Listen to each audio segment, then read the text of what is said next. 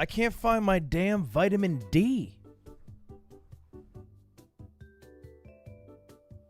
What the hell? Hello, what is up, chat? Welcome back to the stream. Yo. How's everybody doing today? What up? Hello. Go outside. I did actually had a good, man, probably a couple hours outside today, so I should be good, but look, anyone here who's taking any sort of pills, medicinal, otherwise, vitamins, you know it only works if you take it daily. And even if you take it daily, sometimes you forget and you take it twice a day. Which, for certain pills, ain't good. You give off Carl vibes today, dude. Hope you're good. I am offended, and I think Carl's also offended. I think everyone you've referenced is offended. Why did you end after my last Dono car?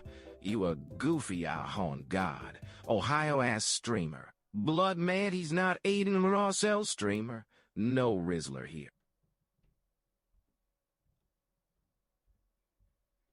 Oh my god.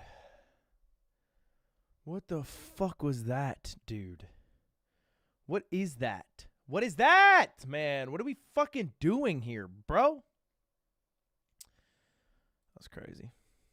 Chat, what is up? Welcome back to the stream. Yo. Hope you all having a wonderful day. How we doing? It's a fucking beautiful Saturday. How's it running for y'all? How's the day running for y'all? Thank you very much for the memberships. Appreciate it. Caitlin, Lily. 5 Canadian from Mustafa. Lud, you're cute. Mustafa, relax.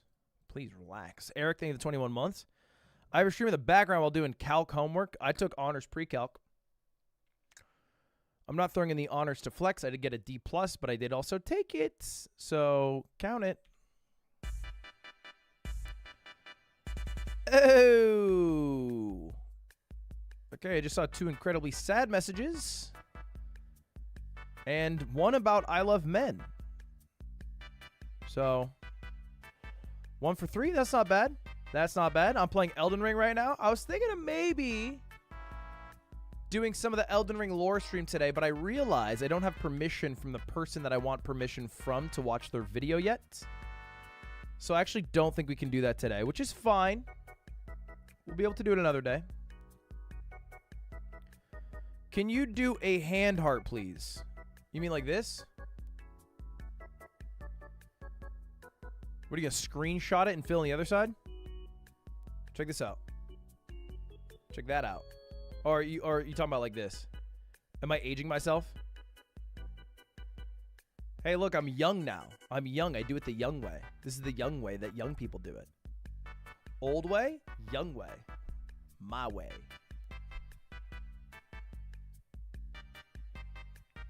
It's like Europeans versus Americans. If you ever ask an American to count on their fingers, they're like 1, 2, 3. And you ask a European, they're like 1, 2, 3. Which makes sense on paper. We flip to the thumb at the end. They just run it down the line. What I like doing is I like talking to kids and asking them, can you mime answering the phone? You guys never done this? Like, you ask a kid. I'm realizing how it could have been phrased better. But if you ask a kid to mime, pretend you're on the phone, they'll go like this. And then you ask any millennial, and they'll go like this. But this is gone. This is done. This is out. That shit dates you. That shit makes you feel old. This is just not true. It just is. It just simply is.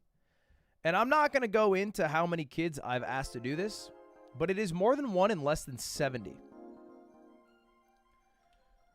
Let me tag the entirety of my Discord. Let them know I'm live. New Mr. Beast video. Perhaps he exposes the woke agenda? Find out more live on stream. All people do the millennial one, though. No, it's not true, man. Dead ass. If you have a young child in your life, little brother, cousin, whatever, say it. And a lot of them are going to do this. A lot of them are gonna... Thank you very much, Sam May. Any tips on finding reliable roommates? We struggling out here. Any tips on finding reliable roommates? No, most of my roommates have been shit. I had a roommate that cheated on me, stole my stuff, and never cleaned the dishes. And I'm just talking about slime. Not to even get into the crazy ones.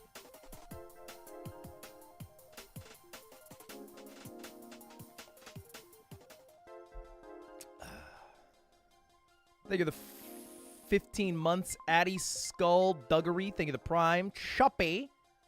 Thank you the membership. I appreciate that. Anyway, chat, today, we have a brand new Mr. Beast video. Hold up. You're turning into Ludwig, man? I need to start doing Ludwig camera angles for sure. Also, I'm going to get his mic. I'm going to get his camera. And I'm going to get his, I'm going to green screen his background as well. Also, I'm going to grow some facial hair. You're turning into...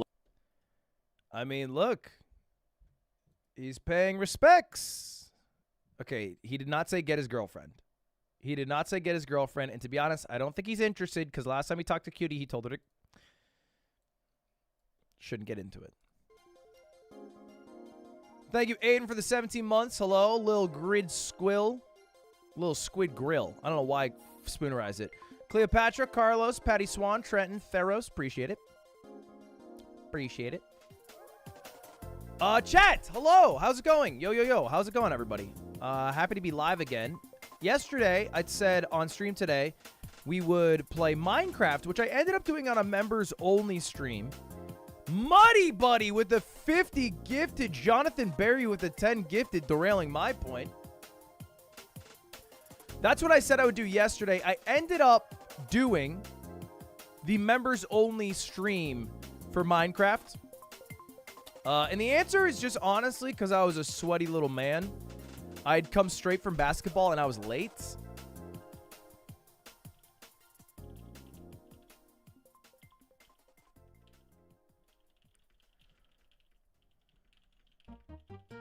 Wait, hold up. He replied.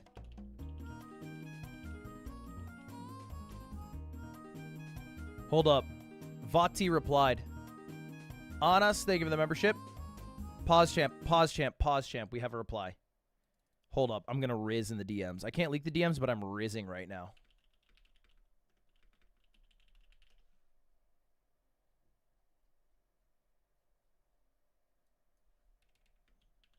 He said, hey, what's up, man? Hey. Big Lud here. Coming right at you with a sick request. No. Hold up. What if I send him... Hold up. I'm going to send him a screenshot of myself doing this face.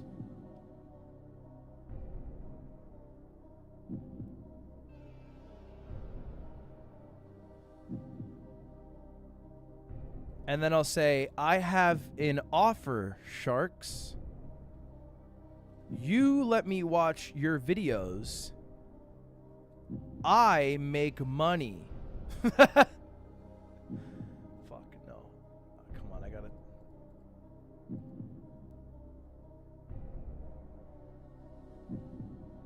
I'm trying to riz. I'm trying to charm and riz. Think of the $5 Moash. How's the Parasocial Club going? Should I join? Look, it's like asking a teacher how the class is going. Not the right person. I would ask the people in the Parasocial Club what they think, and I would let them speak honestly. What do you guys think about it?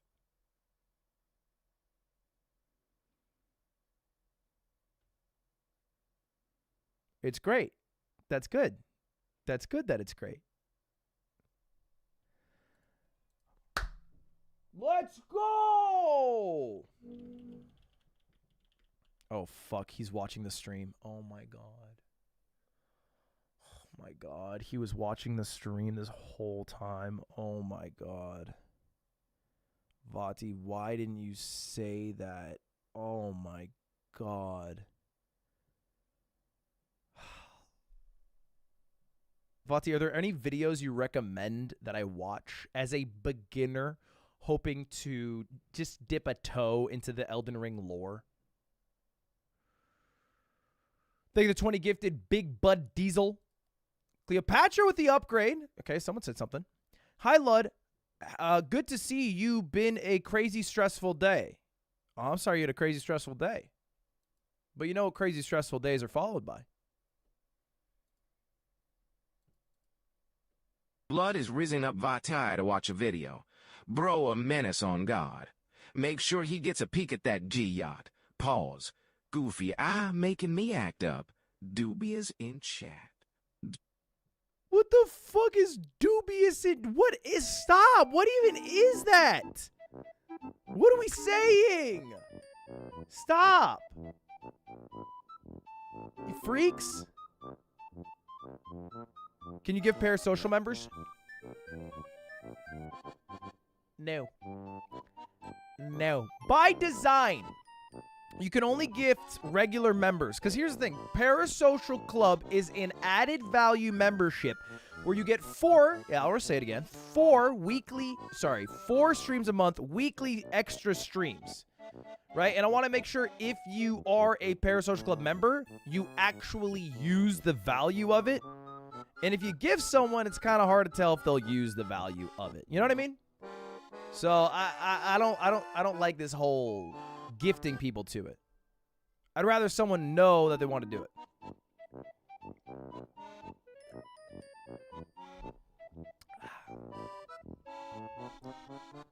I swallowed weird and my eyes watering. You asked about stress. It's because I have leukemia and have... Wait, what the fuck, Coaster Nerd?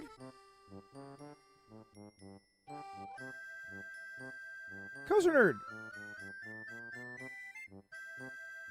Look, man, I'm not going to pretend I'm fucking experiencing what you're dropping in chat right now because you're dropping a whole hell of a lot. But I will say, PMA. You know? Call me a corny motherfucker, but I do believe in the power of manifestation to at least a certain degree. It doesn't always work. But I'll pull for you, so I hope you pull for your ass as well, baby.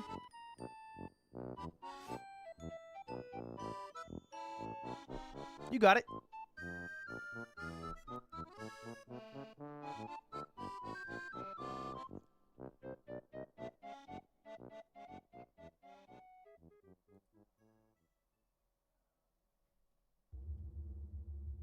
Ludwig, the type of guy to not respond to my email about streaming him landing a plane and flying around his glorious home state. I'm a flight instructor, by the way. Who emails? Is this a out of touch take? Do y'all email?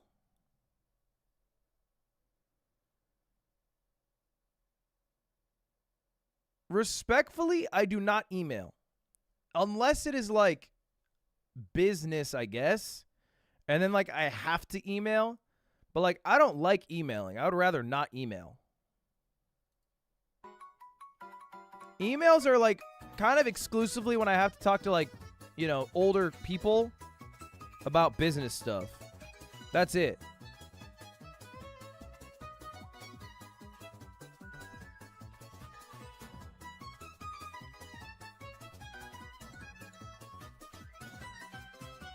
All right. Boys, hello. Welcome back to the stream. Today we have a bit of a react-a-thon. I did compete in the Minecraft thing for the yard, by the way. It was a members-only stream. If you guys did not tune in, I'll give you the recap. I played amazing. I'm the best Minecrafter amongst me, Aiden, Nick, and Slime. Having said that, I did choke. And so my team did not win. Slime's team ended up taking the gold and the glory.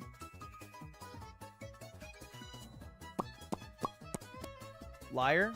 Everything I said is factually true. I don't know what you're calling a lie. I beat Slime in points. My team got less points than Slime's team.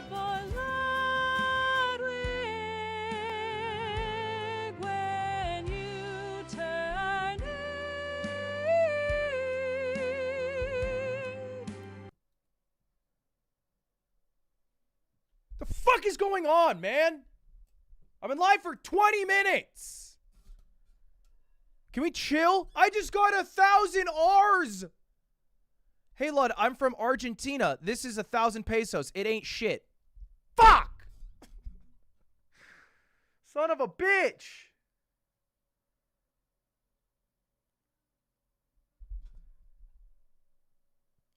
I got so baited. I thought it was so much money. It's less than $1?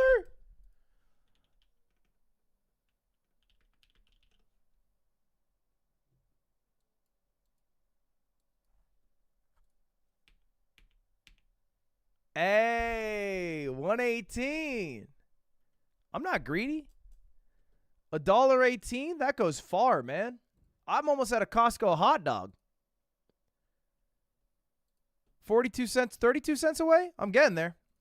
Stale Muffins, thank you for the upgrade. Appreciate that.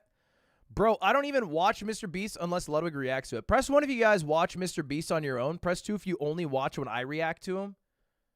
Press 3 if you're just like a little piece of shit and you want to fuck around with my poll.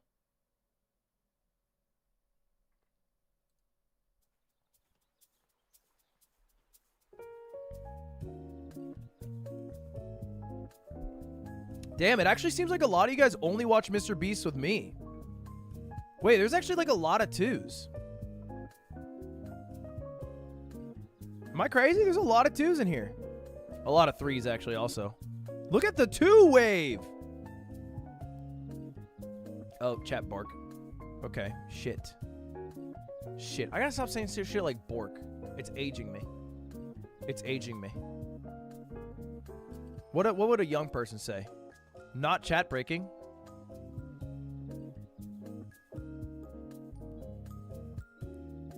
I'm 12. Why else would I watch Mr. Beast? I don't know what you're trying to say or imply here. Thank you for $4.99 King Boo 666. Dude, I've been waiting for this Elden Ring stream for so long. Please do not scam me. Please! Justin Armentrout, thank you for the membership. Well, let's check the time.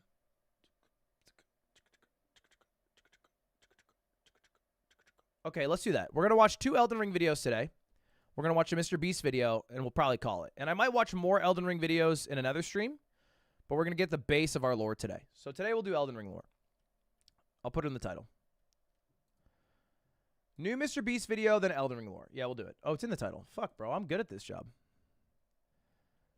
And then tomorrow, I have an update on the stocks. I think it's coming together. I should have the graphics soon. I have to do some work offline. And then we still have to watch 100 TikToks, 100 Instagram Reels, 100 YouTube Shorts as well. But that's going to take me like a few hours, and I don't have a few hours today because I have to do the Minecraft thing. Lud, can you gargle some water for me? Thanks. It sounds like a fetish. I won't do it. Ken Wammer. Thank you for 27 months. 55 cheeseburgers, 55 hamburgers, 100 Is it true that you will start playing Yakuza now that you know the language of Japanese? It is not true.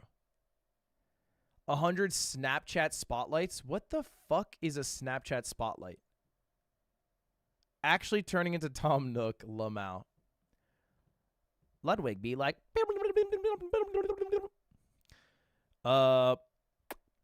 What is a Snapchat spotlight? Keegan, thank you very much. Oh my god, I don't know where that came from. It just came out of my mouth. They're cringe? Is it like Snapchat or TikTok, I should say? Thank you very much for the $5. I love Elden Ring, but I'm low-key twiddling my thumbs and wiggling my toes for you to play Bloodborne. No timeline on that. Thank you to $6.99 CAD. Waited to watch a Mr. Beast video for your reaction. When are you going to be in another Mr. Beast video? I mean, no plan at the moment. I haven't been invited. Vicious, thank you very much for the membership. Your Elden Ring stream got me into the game. Now it's my all-time favorite game. Thank you, Ben. That's crazy. I'm flattered. I feel like that video has so... It's going to be my most viewed non-Mr. Beast video soon. Which is kind of crazy to think about, but it's very close. And it's gaining more views per month than the Mogul Money. Yeah, look at this. It's almost at 7 million views. That's crazy. Hour-long video of just me grinding Elden Ring. The footage was almost completely lost. It's true. Oh my God, Tim, that's a great idea for a YouTube short. Fuck yeah, baby.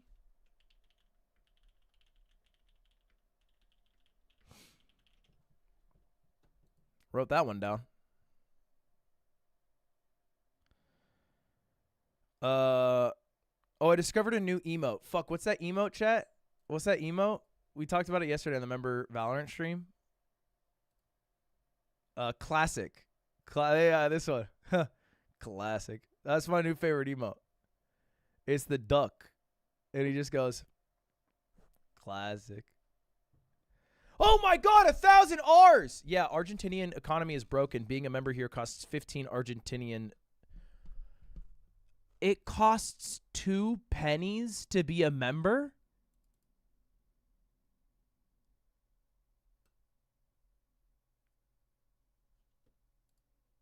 Two?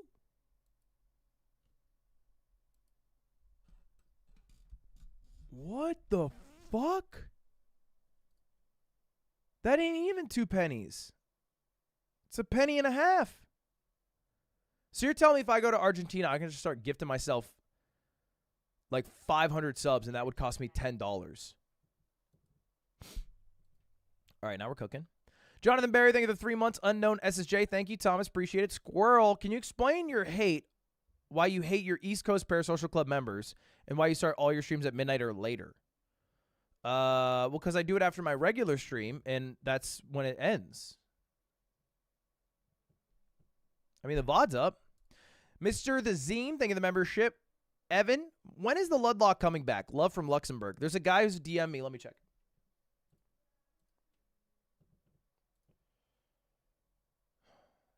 Day 181 of asking Ludwig for some Nuzlocke content. When he reaches a year, I'll do it. He's at day 181. And if he forgets a day, then we're resetting. So it's all your hope is in that guy. His name's Naughty. Q, thank you for the membership. Blaine, Michael, Phoenix, appreciate it. You didn't read my dono? I don't see your dono, Eric. I just read every dono. And one of the donos was 2 cents. Oh, no, sorry. $1.18. Jordan, thank you very much. Blind, am I crazy? Hey Lud, girlfriend wanted me to say she's a huge fan of your girlfriend. Congrats on the win, man. Why would your girlfriend not tell my girlfriend who's live on Twitch right now? Right? I'm not. This is like buying a ticket to the Super Bowl to tell Travis Kelce you like Taylor Swift. Like, brother, there is a concert you can go to. You're at the wrong venue.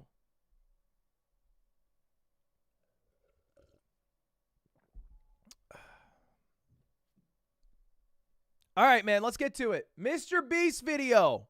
Train versus Lamborghini. Sitting on these train tracks is a Lamborghini. Sitting on these train tracks is a $250,000 Lamborghini. And barreling down on it right now is a massive train. But before the impact, I'm giving this Lamborghini to Blake. Thank you. And on top of sending the train, I'm also gonna have these 8 soldiers shoot 10,000 bullets at your Lamborghini. That's the scariest thing I've ever seen. Yeah. It's gonna be fun. And you have exactly 24 hours to build whatever you want to protect your Lamborghini from the bullets. The timer starts now. Okay, first line of defense, I'm thinking a wall of cinder blocks. After that, some shipping containers filled with refrigerators. And then basically just a wall of cars to block those bullets. Do you think all of this is enough to stop 10,000 bullets? I think it is, Jimmy. Okay, but Wait, what the fuck? Is this the blend? This is the blend. This is Blender, right? This is not real right now? do you think all of this is enough to stop 10,000 Is this Blender or is this real?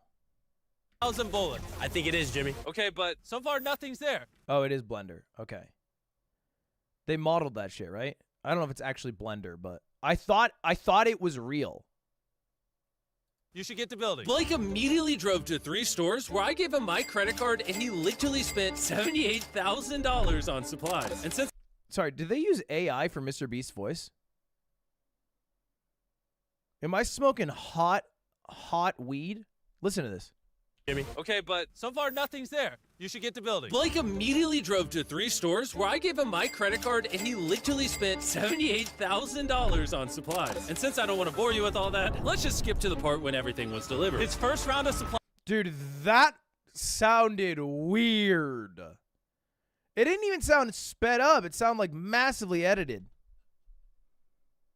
Bad mic? It's crazy to see that in a Mr. Beast video. All right, keep going. Supplies are starting to show up. Oh my god, I can't believe I bought all this stuff and this isn't even everything, man. He's got a water truck. Some of his junk cars came in. He's got a Connex crate over here. How did he get this much stuff? This is crazy. Don't worry about the guys with the machine guns. See, this is stupid.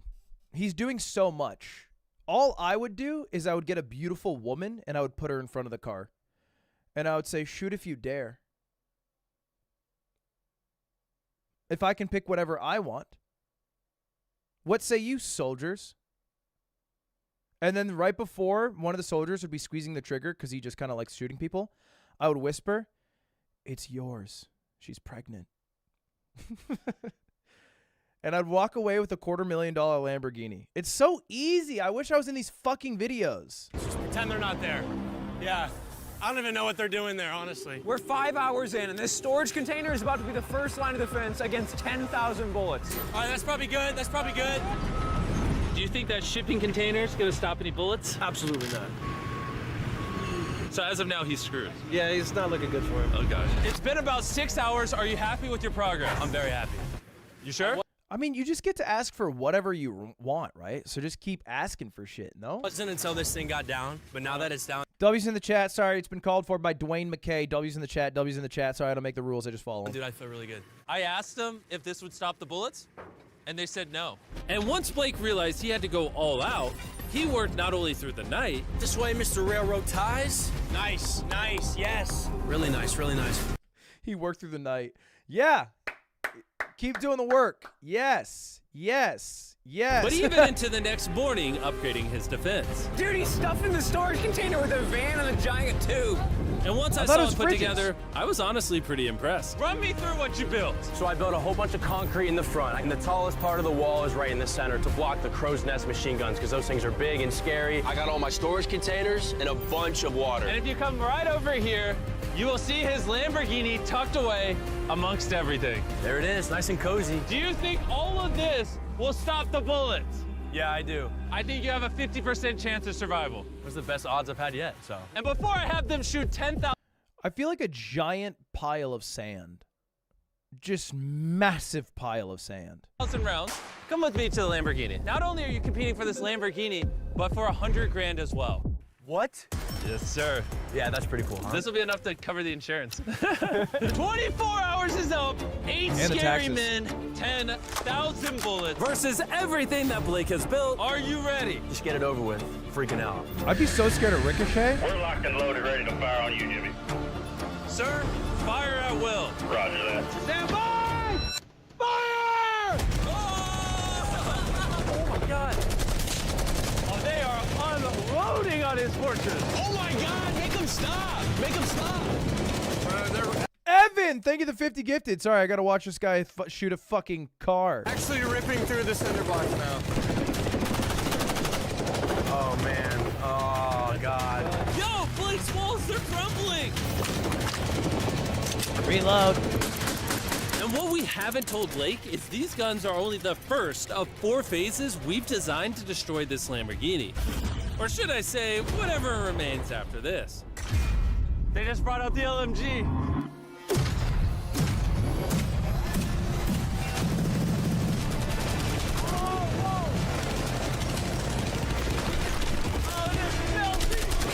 It's not doing shit. Like, I know they're kind of hyping this up. The editing's cool. You know, in a way, it might be a goddamn ad for the American military. It ain't doing shit right now. Bullets are falling. All it takes is one bullet to penetrate, and it's going in his Lambo. Oh my god! It's like, it's not doing shit. Sit in the Lambo, you wouldn't feel a thing. These are the last bullets. All clear? Let's go! Oh god, please be safe, please be safe. Dude, nothing will have changed, even a little bit. She's clean, baby! Woo! 10,000 rounds and not one connection, baby. There's no bullet holes in your Lamborghini. And if you don't already know who Blake is, he's actually a contestant from 2 previous videos.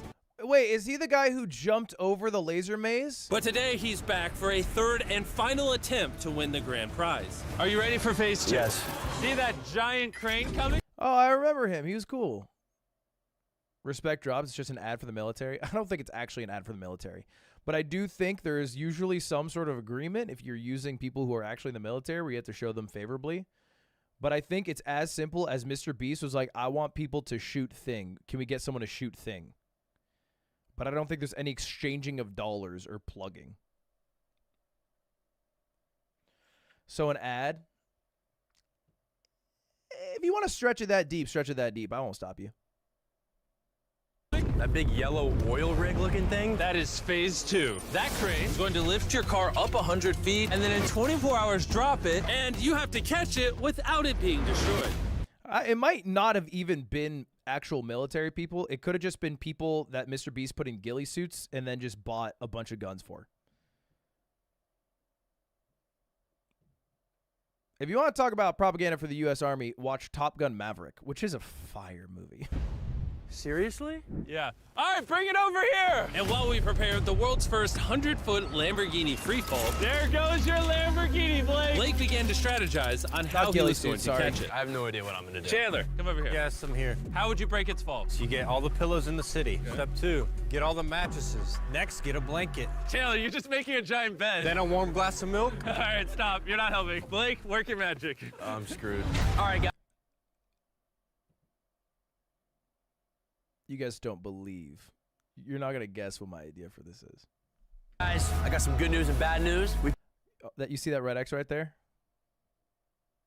A breathtaking woman.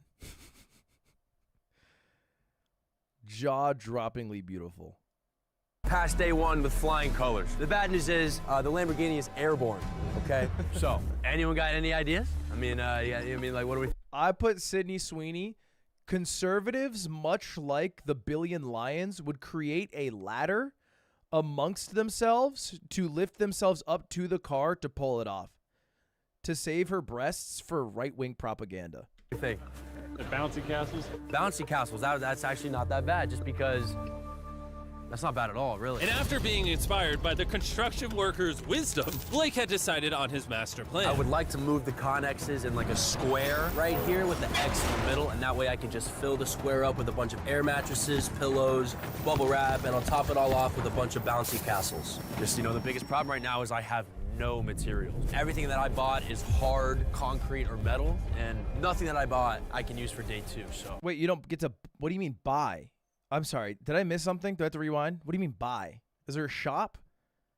I have absolutely nothing. And so Blake sent his crew to buy every pillow and air mattress in the city. And he just has to go buy it. Even though he was incredibly sleep deprived, he got to work. I'm already at the stage where it's like, wait, why am I doing this again? Oh yeah, that's right. I'm in a challenge for a Lamborghini that's floating in the sky right now. By the time his materials had arrived, Blake had been awake for over 24 hours and was in desperate need of sleep. I'm gonna try to get some sleep because I'm exhausted and it's 4 in the morning. And with how... Dude, fuck, this is such an easy challenge. I wish I was there. You have unlimited money to protect the Lamborghini. Here's what you do. I would simply buy 10 Lamborghinis. I would place them around the X. Oh, it didn't protect the fall? I don't care. I drive one of them off the lot. How exhausted Blake was, it's like... he ended up sleeping for way longer than he planned. Blake! Is he serious? What is this? He got mattresses, pillows, and blankets, but he's missing the warm milk. Yeah, that's the key to everything. Where is Blake? He's asleep, I heard. No, he's not. Yeah. By the time Blake got on site, it was already super late in the day. That's Blake's truck pulling up. All right, we need to get to work, come on. His truck is so nice already. Wait, his truck is so nice. Blake's truck pulling up. All right, we need to That truck's like a $80,000 car, no? Get to work, come on. All right, let's just see what this looks like. Ooh, that bouncy house works as a big box. So I'm thinking maybe we put that thing in the middle now, and then we start blowing it up. Only 4.5 hours remain, and it's not looking good for Blake. I don't think he has more than a 10% chance of catching that Lamborghini. And even if he does, there's no shot he's stopping that train later on. Start filling up the side, so that way it's high over here, takes away this wall. So with only a couple of hours remaining, Blake did all that he could by filling the rest of his pit with cardboard boxes and bubble wrap. It's coming down to the wire. Chandler, how much time is left? 1 hour. Blake is screwed. I have a little bit of bubble wrap left. I think I'm just gonna get raised on this thing and just wrap my baby up in this bubble wrap. Yo, that's smart. Everyone thinks about protecting where it falls, but this is an egg drop. What do you do with an egg drop? You protect the egg. I'm good to go. That's definitely gonna help. Blake spent what little time he had remaining on this crane, failing at trying to bubble wrap his car. It's just not. I don't think it's smart anymore after seeing that footage. Little time he had remaining on this Bro, never mind. crane, failing at trying to bubble wrap his car. It's just not gonna work. You know what time it is? What? Time to drop the car. Let's drop this bad boy. The failed bubble wrap makes it look majestic. Blake, do you think your Lamborghini will survive? I'm positive. Dude. Oh, a parachute for the car is kind of smart. I don't know if it's falling far enough for it to actually kick in, though. Jared, think of membership. He's more certain than me. I'm positive about this one. I bought every air mattress at Walmart. If this won't catch it, I don't know what will. I did everything I can. Here's a Feastables bar, Blake. Thank you. He's just lying. You did everything you can. You slept for 7 of the hours. You know, that way, even if you lose the car, at least you have some good chocolate. It's available in Walmart. Be sure to go try our new chocolate bar. I'm so curious what you think. But anyways, you have 3 bouncy castles, 100. Okay. He shills Feastables nonstop. I will say, they are kind of fire. And I hate to say it. I've been eating 1 a day. Because he gave me 100. And I want to throw them out. And this is not a meme. What I'm about to say is not a meme. I want to throw them out. Because having them in my house is bad because I don't have the discipline to not eat them. My discipline comes from setting myself up for a situation to succeed, not succeeding in a losing situation. However, they're not available in Canada. And it makes me feel good knowing that I have something Canadians can't get. 150 mattresses. How many pillows? 150. 150 pillows and 2,000 cardboard boxes. Will it break the Lamborghini's fall? Yes. Yes. That's 2 yeses. Okay. 24 hours of work down to this. No pun intended. 3, 2, 1. Drop the Lamborghini. Oh my God. Lacrimosa, Mozart.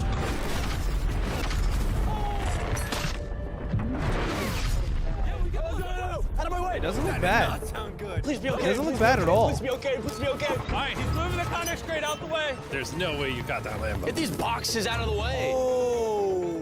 What? We're about to find out how damaged this car is. The lights work. Ooh, the lights work. Yeah, this Princess Castle might have saved this entire car. Moment of truth. You might have been the first person in history to catch a Lamborghini. If it turns on. All right, here we go. It definitely turns on. It works! I can't believe it. Yes! That's what I'm talking about! I mean, definitely a lot of dings there. You're going to have to buff them out. But none of the thing that I feel like would have broken the fastest would be like the glass. Everything looks good, minus a little crack in the bumper, which we found out by this official appraiser. This was only going to reduce the price of Blake's Lamborghini by Probably 10 grand. Thank you so much. Thanks for the good news. And now it's the perfect time to mention that Phase 3 is flaming cars. That appraiser's got to be smoking shit. For Blake's next challenge, we're bringing back his biggest nightmare. We have recreated the Flaming Cars challenge that cost Blake everything last time. Wow. That's a low blow. But seeing how he's done this before, we're gonna up the stakes by dropping twice as many cars as last time. I'll see you tomorrow. I got a lot to prove. So he's dropping Redemption 10 Day. burning Blake spent cars. the rest of the night Neville, disassembling thank you his for the 5 defense gifted. for Phase 2. And after a good night of sleep, he was ready to begin his defense for Phase 3. You know what'd suck is being one of the people hired to protect all the fucking money in the Lamborghini, and you're basically doing all the work while Blake tells you what to do, and then you don't get to win any of it. It's just your job, but you're basically doing the same thing Blake's doing. Good morning, just woke up. We got a lot of work to do today, so let's get started. Here's the day 3 plan. I'm gonna cut the bottom out of a shipping container and I'm gonna drop it right on the car. Next, I'm gonna take 2 more containers and I'm gonna lean them up, coming to a point right above the car. And most importantly, nothing flammable this time. Do you think that will deflect the car? Yes, sir. Oh, I thought you were. That's kind of smart. That's kind of beast. Yeah, I don't know why you have to drop it. I feel like you could place the container on, but it's still good. You're gonna say no. Blake then asked his crew to remove every piece of wood that was in the container, because that's what ended his challenge last time. He then had them cut out the bottom of the container that would surround the Lamborghini. This storage container could put a lot of damage. Completely crush it? Yeah. You can? I mean, yeah, that thing weighs a whole lot. And with that being done, Blake just needs to lower the container carefully over the Lamborghini without damaging. One scratch could cost him thousands of dollars. You're good, just like that. It is so close to scraping the car. Watch your fingers, we're coming down. Yes! I cannot believe that! All right, next we're gonna bring these containers together to form a V. What if the car gets caught in there? Yeah, that can't happen, dude. That's why we're putting this pointy thing at the top. Do you think that will actually deflect our car? You're 100%. welding it in. 20 minutes remain, and then we see if that Lamborghini perishes, just like his 500 grand.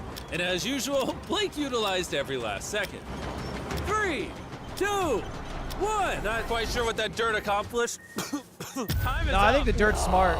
Let's see. It fills if some unlike cracks. This is last good. time, you survived phase 3. No, this is good. Blake. This is good. This is good. Why didn't they just drive it in? Yeah, that might have made sense too. You lost $500,000 from this exact challenge. How are you feeling? I feel pretty confident. I think the viewers want to know one thing. Did you put wood inside of there like last time? A little bit. No, I'm just kidding. There's no wood in there. It was one of the biggest mistakes I've ever made in my life. Moment of truth. Come on in. 3 shipping containers, a bunch of dirt, concrete, a weird, like, pointed roof thing, versus 10 flaming cars. Yeah, you can't move the car, Let's right? go, dude. Light it on fire! The only thing I'd be concerned about is if the pointy thing, because it was welded on, fails. Will Blake be one step closer to going home with a brand new Lamborghini filled with $100,000, or be eliminated and go home with nothing? We're about to find out. 3, 2, 1, drop it! Oh! Oh! It fails on the first one. It fails on the first one, dude. Oh, you did not I feel like that's exactly what he didn't want to happen. Oh no. Still feeling good? Not as good. Yeah. This is giving me some flashbacks. It's giving flashbacks. Here's some flashbacks. All And right. you think of the membership? Ready for the next one? Let's do it. Let's do it. Drop it. Oh my God, the roof looks like it's already buckling. What I'd be concerned about, I mean, is there like a melting point? Can it just get hot enough from fiery cars to burn through and destroy the roof? And just in case Blake loses to the flaming cars like last time, I'm going to take this moment and tell you about this amazing new phone. What you're currently watching on is the new Samsung Galaxy S24 Ultra. This phone can record slow-mo and 4K. The camera on this is crazy. We're like 200 feet away and it's nighttime, and look at how crystal clear it is. And go looks ahead and good. drop it. Oh, that hurt to watch. It also has a ton of new features with Galaxy AI, like photo assist. Remember the last challenge when That one the didn't bumper got drop well. cracked on the Lambo? You can just circle it like this, and then all you do is you hit that eraser button. And just like that, the bumper is fixed. Now I have a new car. For the picture, you do. Whenever you're ready. This I phone think he's also fine. has Circle to Search with Google, which makes finding information incredibly easy. It would have helped Blake a lot in the last video to learn about the flammability of wood and railroad ties. All he needed to do was long press the home button, circle the railroad ties, and ask, is this flammable? As you can see, railroad ties. Dude, he's dogging him so hard right now. He is literally dog walking this guy. He's using a sponsored ad read. He's getting paid hundreds of thousands of dollars to fucking roast this dude on the time he lost $500K while distracting him from watching the $350K that is sitting right behind them that he might also lose. He's on the leash right now. Tides are flammable. He would have learned the answers instantly. Could have just told you. I was genuinely impressed by this phone, and I think you will be too. So, go to Samsung.com, click the link in the description, or scan this QR code to check it out right now, and let's drop the next car. We dropped car after car, and with Kind of each a nothing one, we burger. could tell Blake was getting nervous. But we also noticed that all of the impacts were starting to damage the crate itself. Your crate on the bottom is bowing. At this point, the container protecting the Lamborghini was being crushed by the weight and heat of the cars. I thought about this every day since the last time I saw this. And now it's time for the final car! Yes! Fall! Fall! Oh, no! Bro, it's gotta be 1,000 degrees in there. His car has to be melting now. We got the fire extinguisher. Somehow he's running so fast. Be careful, Blake! I'm coming. How is it? It's okay. It's okay. Yes! You like that? If one more car was dropped, this crate would have collapsed. I don't think so. You stopped 10,000 I think you're wrong, Mr. Beast. bullets. Easy. You caught a car out of midair. You've now deflected 10 flaming cars. And now it's time for phase 4. Bring on the train. The timer has officially started. I gotta go. Good luck on phase 4. Godspeed. What is he even running at? Blake knew that the train was going to be the most deadly attack yet, so he You guys are not going to believe my idea for the train. wasted no time in getting started. I think the best way to stop a train is to derail it. That's what I've tried to build here. All these railroad ties are tucked snug, and all of these are gonna go under the train, and the train's gonna hit them like that. And if I do that 100 more times, I don't see the train just blowing past all that. Rope. A beautiful woman. Railroad ties lost me the challenge last video. This time they'll save me. This one seems easy. Am I crazy? This one seems like actually free. 2 inches off the track, and I win. 2 inches is a lot, though.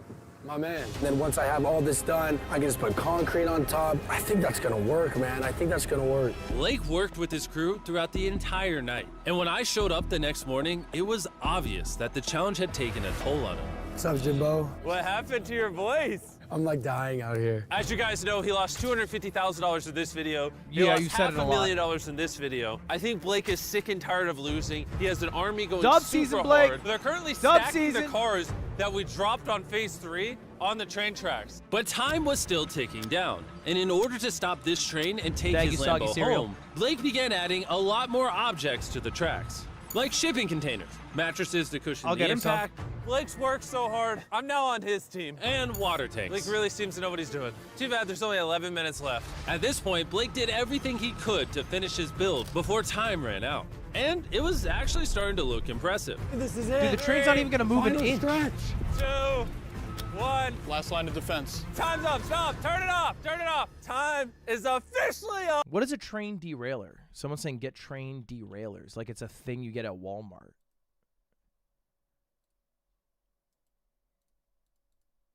Oh.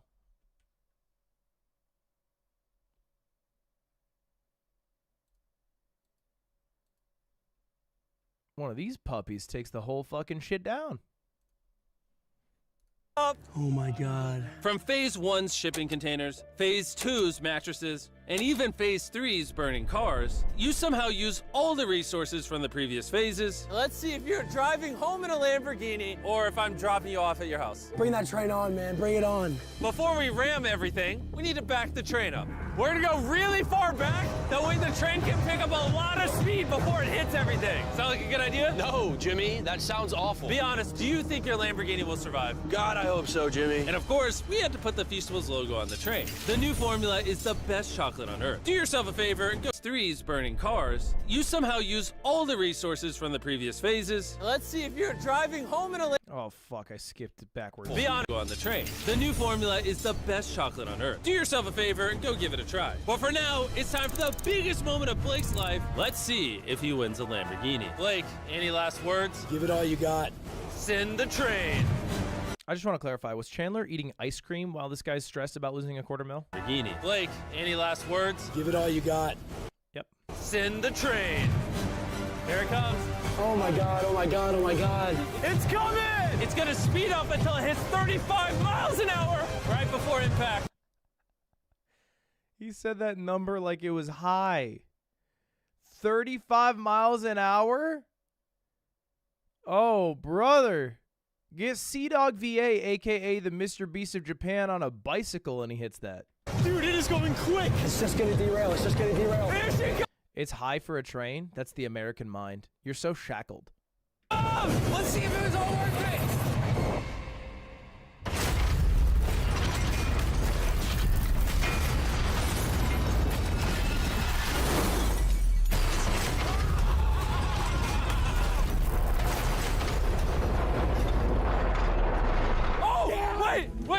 Wait! Oh, it derailed! Wait, I think it stopped!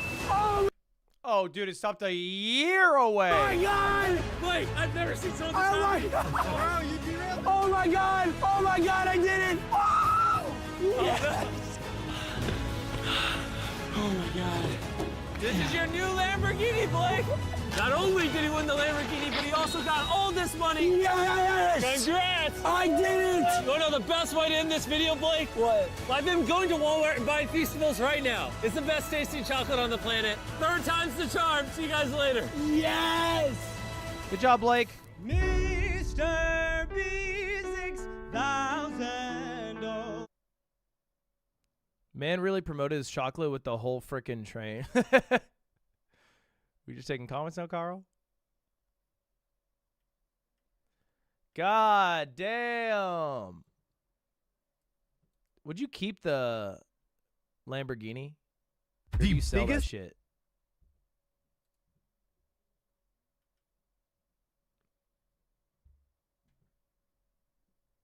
Sell it immediately? Yeah. I mean, it could be sentimental, but it's definitely not worth all the money. I think I might get a new car soon. I've been thinking about it. I've been driving a Volkswagen Jetta for, when I get that shit, 2017?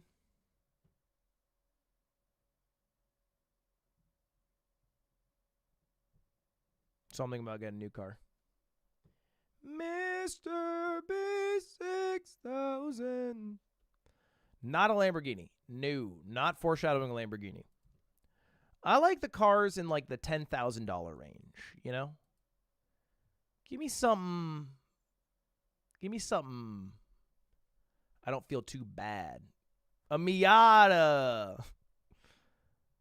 You know? Feel good in it, but it won't fucking feel bad if I hit a curb. All right, chats. It's time. It's time. Oh, man. This has been a long time coming. And today is day 1 of possibly many. But it is time to brush up on Elden Ring lore.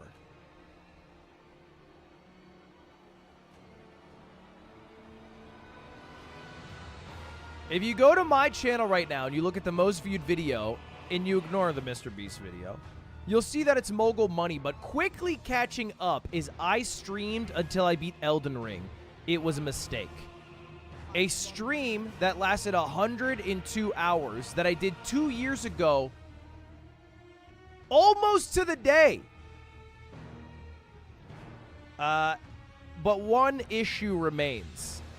Although I beat the entire game, although I glued my ass to a chair to then beat Melania, I don't actually know what the fuck the story's about. I mean, like, honestly, I have no idea what it's about. And I beat the whole fucking... I don't know even a little bit. So to me, it makes a lot of sense to brush up on the lore, especially because the DLC is coming out in a couple of months. And I'm also planning on doing another stream where I sit my ass down and I beat the entire game in one sitting. This time I'm going to do a co-op with Squeaks, and we're going to both be live until we beat the game. But before we do all that, let's figure out what the hell this game is even about. And luckily, Vati, Vidya, Elden Ring lore creator, has given us permission to watch his videos. So we are going to take a look at it, starting with this video, Elden Ring's lore explained. Let's watch together. Fuck design. All right, let's do it. Not even subbed? I'm subbed.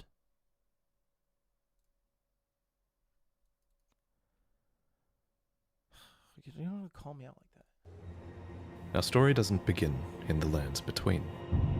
It begins in the cosmos, far away, with an outer god called the Greater Will. There are a lot of outer gods mentioned in Elden Ring. You can think of these kind of like the great ones of Bloodborne. They're distant beings, they're all-powerful, and they're quite unknowable by design. I'm lost. I'm lost. What the fuck happened? I am lost. I'm sorry. There's outer gods? Do we fight them? Is that Godfrey? Is the giant squid an outer god? Okay, let me tell you what I think it's about. Okay, before we get any further, just because I want to root myself. All right, I'm gonna put my feet on the floor. I want to root myself physically in this universe. So Elden Ring, you are a tarnished one. All right, is that the term or is that Dark Souls? Let's just pretend I know what I'm talking about. You are a tarnished one. And in the game, as a tarnished one, you go throughout the lands, holeless, seeking a maiden, and also seeking the great Erd tree. And what we want to do with this Erd tree is burn it the fuck down, because it's kind of keeping everything in homeostasis, and we don't like that. And along the way, there's a bunch of bosses who are mad that we're, trying to derail the power structure. And we kill them all, or you don't have to, but we do. And then there's this protector guy that he's the final boss, and we kill him.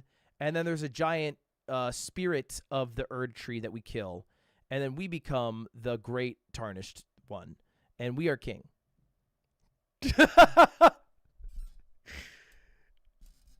On a scale of 1 to 100, where am I at?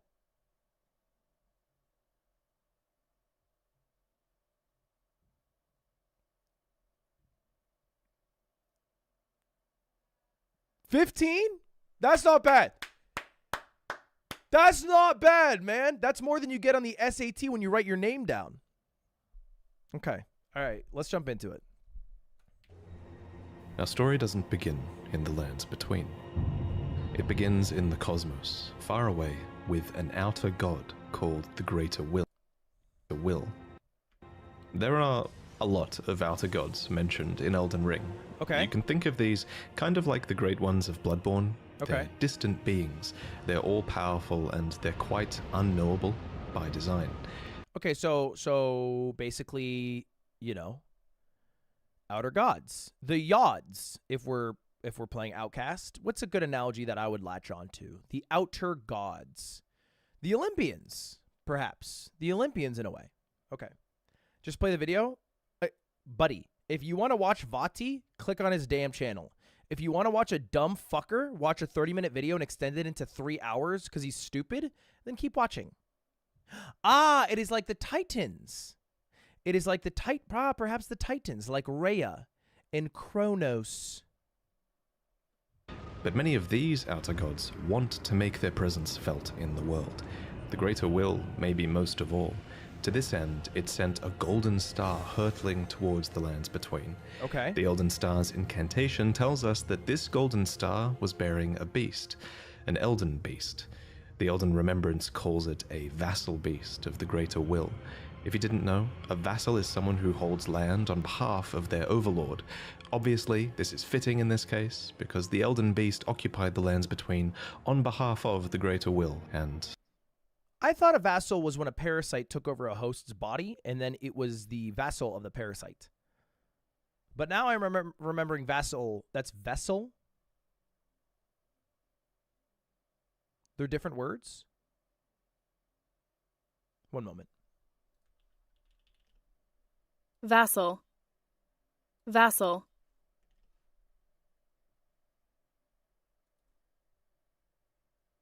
I remember now. It's a holder of land based off feudal tenure of conditions. Was a living incarnation of the concept of order. I'm confused. is fitting in this case, because the Elden Beast occupied the lands between on behalf of the Greater Will, and was a living incarnation of the concept of order. There are 6 outer gods. One of them is the Greater Will. He creates a vassal that he shoots through his star that he explodes upon the world and the in-between lands. And this vassal appears as an Elden Beast who is, he loves order, which is what I was saying. As such, this beast would later become the Elden Ring.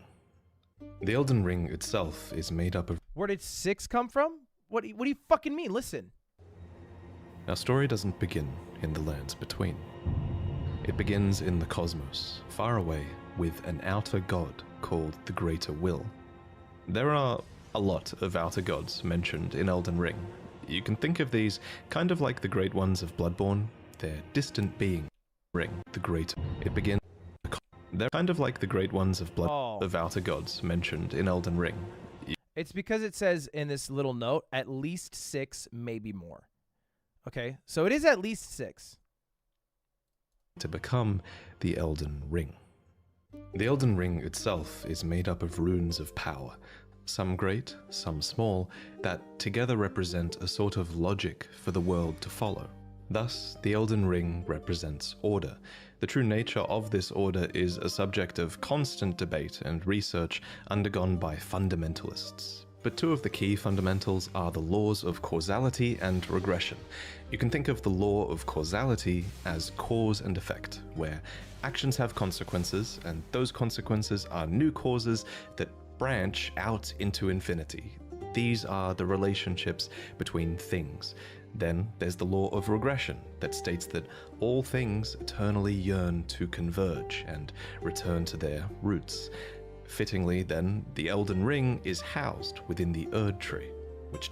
What is Blood yapping about? I am fucking lost. What are we doing here, man? What happened to the ring?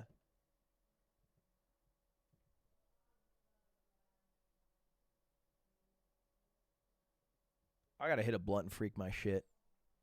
I gotta open my third eye. Okay.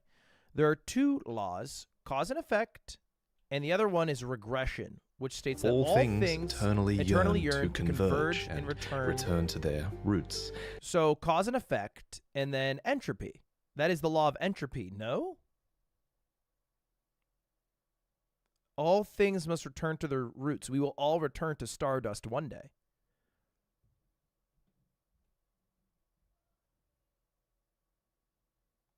No? We come from stardust, to stardust we will return.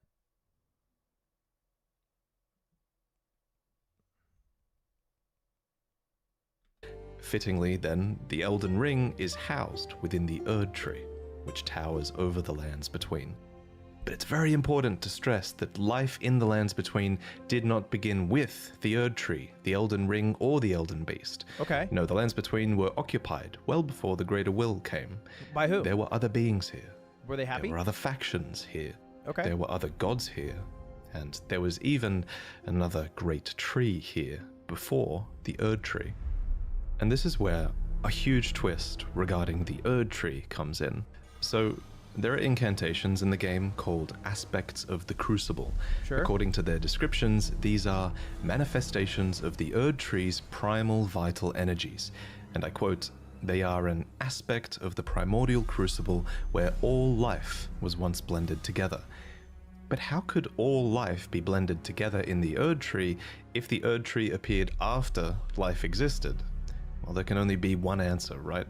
That the Erd Tree is a parasite, and it took over a tree that existed here before. This ancient tree was called the Great Tree. So the Great Tree was almost certainly the location of this primordial crucible, and it must have been a very powerful primordial force for the Greater Will to have commandeered. It might even be the reason the lands between is important to the Greater Will in the first place. It also explains why spells and enemies related to the Great Tree's crucible would eventually be looked down upon. For example, the knot talisman is fashioned from a knotted vestige of the crucible, and it was considered a signifier of the divine in ancient times, but is now increasingly disdained as an impurity as civilization has advanced.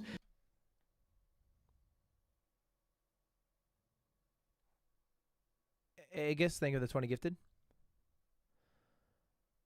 Elden Ring, why don't you go ring up some friends, nerd? Stans, leave it to Nick, please.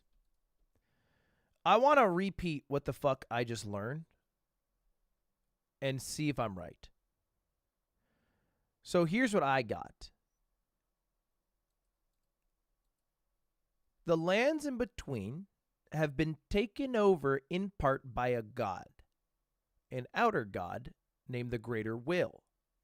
He has let his vassal take the land over. Part of this, he has even taken over the Great Tree, which used to kind of run the land in a primordial soup. I don't know, I'm getting notes of Neon Genesis Evangelion. And became the Erd Tree, which is a parasite, which now sucks. It's a vessel. All the power from the Great Tree. There are still things that exist from the Great Tree. But it is the new way. Bang. Enemies related to the Crucible are the Omen, the Misbegotten, and the Crucible Knights, and all three of them would be shunned, enslaved, or imprisoned. Those who speak for the Erd Tree don't want you to know its roots. Because they want you to think that it is the creation of all, as opposed to a parasite which has tainted this world. So to speak. According to the spell, protection of the Erd Tree, in the beginning everything was in opposition to the Erd Tree, but through countless victories in war, it became the embodiment of order. It basically forced itself as this symbol of order, but in reality, it did it through fascist means, destroying the order that pre-existed it. In Marika's own words, the Erd Tree governs all. The choice is thine. Become one with the order, or divest thyself of it. To wallow at the fringes, a powerless upstart. But the Greater Will needed more than a big tree. It needed loyal agents in the lands between. True. To this end, it has the Two Fingers, who are its envoys. The Two Fingers heirloom has a weird picture of them, but it reads, "Of course, fingers cannot speak, yet these are eloquent. Persistently they wriggle, spelling out mysteries in the air. Thus did we gain the words of our faith." So the fingers are presumably deciphering, creating the commandments of the Erd Tree, which is creating the commandments of the Greater Will. Prophets, if you will, which then everybody else must follow. False prophets set up as a sham. These words are interpreted by the finger readers. These are the undying old crones that you would have found throughout the lands between. They pass down the wisdom of the Two Fingers, or at least they used to. Your fingers, please, your fingers. I can read them. Most of them appear to have lost their purpose, and they're desperate to read your fingers and tell you annoying riddles, since their two fingers are likely dead. And yes, of course, there are multiple sets of Two Fingers. I knew this. You would have found their corpses on the tops of the divine towers. I did, yes. Atop these towers, you loot the fingers in order to activate the true power of a great rune. I did do this, yes. Specifically, though, you are giving benediction back to your great rune. You're taking a blessing back from the two dead fingers, essentially.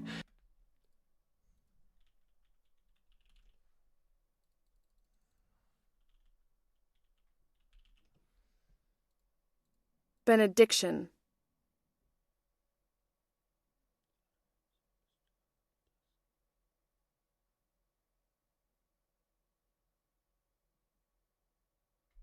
Benediction. This is just one of many blessings that the Two Fingers can bestow, and my point is kind of that the Two Fingers clearly have more than just influence. They have real power on some level. The Greater Will needs these powerful envoys and agents because, while it's obviously incredibly powerful, it does seem limited by a few things. First is space. The Greater Will didn't come to the lands between itself, it sent an Elden beast to do its bidding instead. Second is time. There is a moment later in the game where your pair of two fingers go still because they're forced to commune with the Greater Will for guidance. When they are finished, the fingers will again offer their guidance. But thousands, if not tens of thousands, of moons must first pass. No matter for me. But you, how will you ever manage the wait? So the Greater Will needs a physical manifestation of order. It needs envoys to convey its will, but what it also needs is a god. Wow, why not write letters? The communication is embarrassingly slow. 10,000 moons? That's pathetic. And how are the fingers dying? I don't get that. I know that the fingers were dead and they have some power to them. Presumably they would need power to be able to communicate with the Elden beast to speak the will of the Greater Will. But how the fuck are the fingers just dying? They got killed? Okay. All right. Benediction. Okay. Introducing Marika the Eternal. I have this utterly enormous mind map of Elden Ring's lore, and there's a reason she's at the center. She's essentially the equivalent of Gwyn from Dark Souls, except unlike Gwyn, Marika didn't just crawl out of the dark and find power. To an extent, it seems like she earned it. We don't... Whoa. Back me up. The Eternal. I have this utterly enormous mind map of Elden Ring's lore, and there's a reason she's at the center. She's essentially the equivalent of Gwyn from Dark Souls, except unlike Gwyn, Marika didn't just crawl out of the dark and find power. To an extent, it seems like she earned it. We don't know much about her origins, except that she is of the Numen race, which is actually an origin that you can choose in the character selection screen. Numen come from outside the lands between, and are supposed descendants of denizens of another world, long-lived but seldom born. At some point, Marika was chosen as an Empyrean. Pussy boy. No, I'm trying to... Empyrean. Okay, relating to heaven or the sky. What is an Empyrean? Well, an Empyrean is a being chosen by the fingers as a candidate for godhood. As an Empyrean, Marika received the aid of a shadow to do her bidding. So what is a shadow? Well, it's a wolf, shadowbound to its Empyrean by the two fingers. Luna Princess Rani is another example of an Empyrean with a shadowbound beast. You would have met Blythe. These creatures are the Empyrean's very own shadow. They are completely loyal to their needs and, by definition, incapable of treachery. Marika's shadow was a beast called Malakath. Every Empyrean uses their shadow in different ways, but Marika's sole need of her shadow was as a vessel to lock away destined death. So what is destined death? Fuck, dude. This is so annoying. Because, like, it's like you have to explain this entire thing, and the only reason you need to explain it is so you can now figure out this new thing. And now you have this new thing, and it's like, oh, now that you know that, there's this new thing. Freaking, it's always, but then there's this, so you're never just happy with what you know.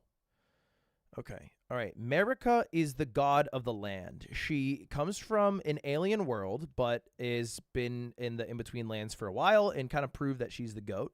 So she is like the center of it all. And the two fingers were like, hey, we respect you. We've seen you. We respect what you're doing. Here, have a shadow, sweaty. And the shadow was Malakath, which is a wolf that was really hard to kill. And I had to summon people to kill with me. I'm sorry, it's true. And then the wolf that was for her was guarding her destined death. Well, according to Enya, it's the rune of death. The rune of death goes by two names. The other is destined death.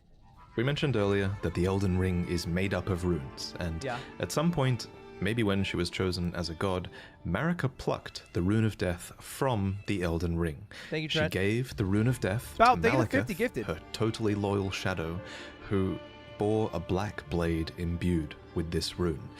It's kind of genius, really. In a single act, she removed the concept of death from the lands between, while also commanding total control of death through her shadow, who could deliver it at her whim. So you only really die if Malekith kills you? Now, some of you might be asking, if death is removed from the lands between, how come I can kill this dog? First Thank you. Yes, I was wondering that. And that is a turd. Oh. off, shame on you. Second, from a lore point of view, that dog isn't really dead. It's simply in the process of its spirit, or its soul, returning to the Erd Tree. Catacomb dungeons, for example, are specifically constructed near the roots of the Great Tree for this reason, so that the Erd Tree can reabsorb their ashes back into it. Ah, this is the law of regression. Because we all must return to the roots. This process replaced the concept of a death that you were destined to have, but this random spirit outside of a catacomb dungeon says it best. I thought I was going to read Says it best. A proper death means returning to the Erd Tree. Have patience until the time comes. As and the another roots example call of this theory, when you kill a major boss, you receive a remembrance of them. Yes. These are spirits, and they are hewn into the Erd Tree. Oh. In this Hew. No, hewn. Oh, wait. Hew is to chop or cut. Hewn is the past participle. Oh, you guys knew hewn. You knew hewn meant to make or shape something by cutting or chopping a material such as wood or stone. You're an English major? The fuck do you think we do? You think we sit there and they're like, all right, class, today we have hewn. Now we have Empyrean. Now we have Benediction. Now we have Pussy Boy. This way, thanks to the Erd Tree's grace, their spirits are immortalized, in a sense. This new form of death also explains what's happening when you summon spirits. From ash and return to the Erd Tree. However, some spirits never return to the Erd Tree, and they rise within death as corpses or skeletons instead. Why? And they This is partly because of death root, which we will address in another video. rise within death as corpses or skeletons instead.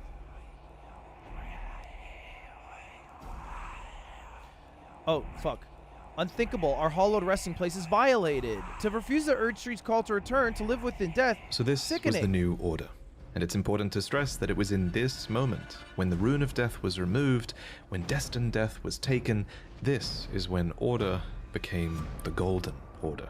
The forbidden shadow plucked from the Golden Order upon its creation. Specifically, this was Marika's Golden Order. So not only did she become a god and a vessel for the Elden Ring, she became renowned as Marika the Eternal for her removal of destined death. Why would she do that? Like, why did she do that? It was a huge part of her character and her reign as well. However, Marika had more than just death to conquer. She had wars to fight, as the world was occupied by many forces that could threaten her Golden Order. There was war with the Stormlord, who likely ruled over Stormvale, and there was a war with the Giants, who were masters of a flame that could burn the Erd Tree. There was war with the ancient dragons, who incidentally had stones that could twist time and thus slay a god. And finally, there was war brewing with the Carrion royalty, who had previously obeyed laws which contravened the Golden Order. Thus, sort of similar to how the Greater Will needed an Empyrean to enforce its will, Marika herself needed someone to wage war. So, there was to be a husband. Okay, all right. So she's let's just ignore the Outer Will for a moment, because Marika's basically running this show, right? Like, the Outer Will is the owner, Marika is the manager.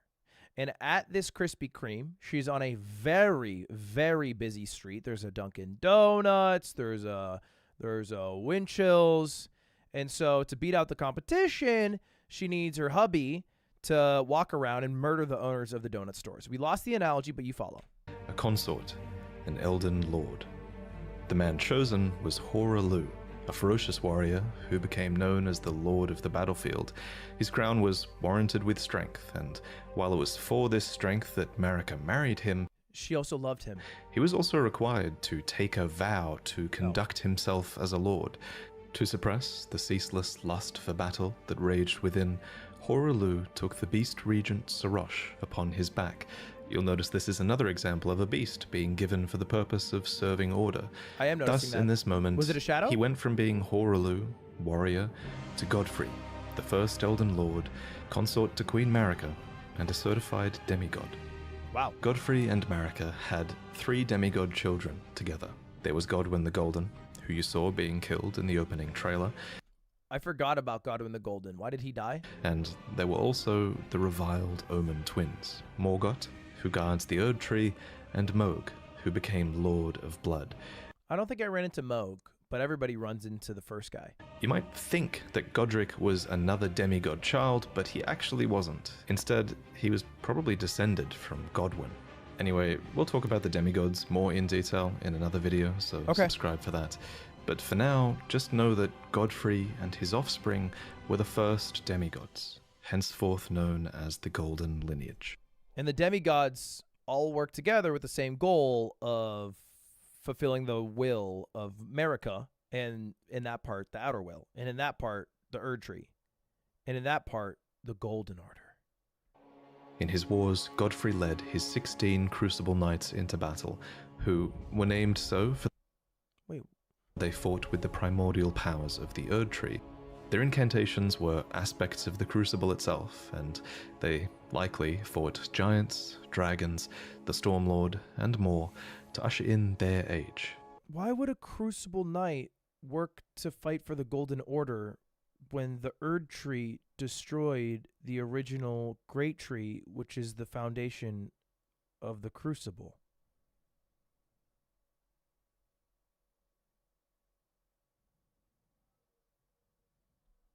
The age of the Erd Tree.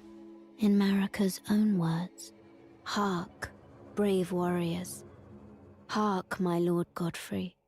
We commend your deeds. Guidance hath delivered ye through each ordeal to the place ye stand.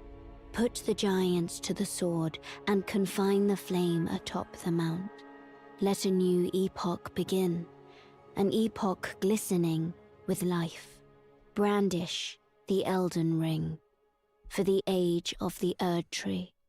The Erd Tree would go on to be largely seen as a blessing for all of those in the lands between, especially those close to it in Leyndell, the capital city of the Erd Tree. The tree bestowed blessings. For example, the dew that dropped from its branches were like jewels. It loomed overhead as a constant reminder of order, and its roots reached far and wide. I mean, it's like if you are born in Leyndell, it's like being born in Norway. You just hit the fucking lottery. Congratulations. You are sitting on an oil treasure trove, and you get your share, buddy. Leaving many of the burden of death. In fact, Erd Tree burial was one of the highest honors a hero could receive. One by one, the previous factions of the world fell. The giants were put to the sword, crushed. and their fell god was killed by Marika herself. The Storm ancient people. dragons broke down the walls of Leyndell, but met fierce retaliation. However, I think the House of the Erd Tree encountered the most trouble against the land to their southwest, Leonia. Here, the House of the Moon repelled their offensives time and time again. And I mean that literally, because there was not just one, but 2 wars fought here. And in both of these, there was no victory for the Golden, nor for the Moon. Just and bloodshed. I suspect it was probably because of these lobsters. These damn things can snipe you from like a mile away, and it's bullshit. Actually, it was probably because of the Carrier Knights, who, according to their weapons, were able to wield sorcerous battle skills. I didn't realize that was a joke because I was so into it that I was like, oh yeah, that makes sense. The lobsters killed them. And then I just realized, oh no, the lobsters just BS when you play the game. And despite numbering fewer than 20, this power made them a match for even the champions of gold in battle. These enchanted knights were anointed by the Lunar Queen, a young astrologer who went on to establish the House of Carrier as... Wait, that's embarrassing that the full Moon Queen was beating the Golden Order because she's the easiest boss, bar none. Like, she's trash. Royalty in this land. With her bewitching lunar magic, she won over the Academy of Raya Lucaria, where glintstone sorcery was studied, and united the Carrion royal family and the learned scholars of Raya Lucaria defended their home from the golden aggressors. At the head of this great golden army was Radagon. Lord Radagon was a great champion, possessed of flowing red locks. He came to these lands at the head of a great golden host when he met Lady Renala in battle. These two champions clashed, fell in love, and joined their houses. Radagon once cleansed himself with celestial dew, repented his territorial aggressions, and swore his love to Renala. Aww. The Order of the Erdtree and the fate of the moon were conjoined. Wait, what? And all the wounds of war forgiven. Wait. Why was it all forgotten? You might think it strange that the Greater Will would permit this union, but it's not too odd, all things considered. As with most From Software games, sorcery and faith are just two sides of the same coin, and both of these powers stem from the cosmos. Radagon and Renala. Wait, who the fuck is Radagon? Is Radagon part of the Golden Order?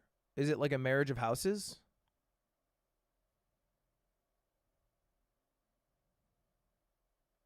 Who is he? Who's his mom? He's just a general in Marika's army? Okay. Were known to have 3 children together. Lunar Princess Rani, who inherited her mother's propensity for lunar magic.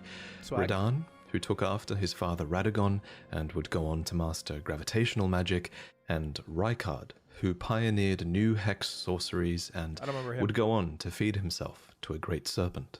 Oh, that's too It follows that at some point after this, Marika began to harbor doubts. Why? Doubts about the Golden Order, that she had had a hand in creating.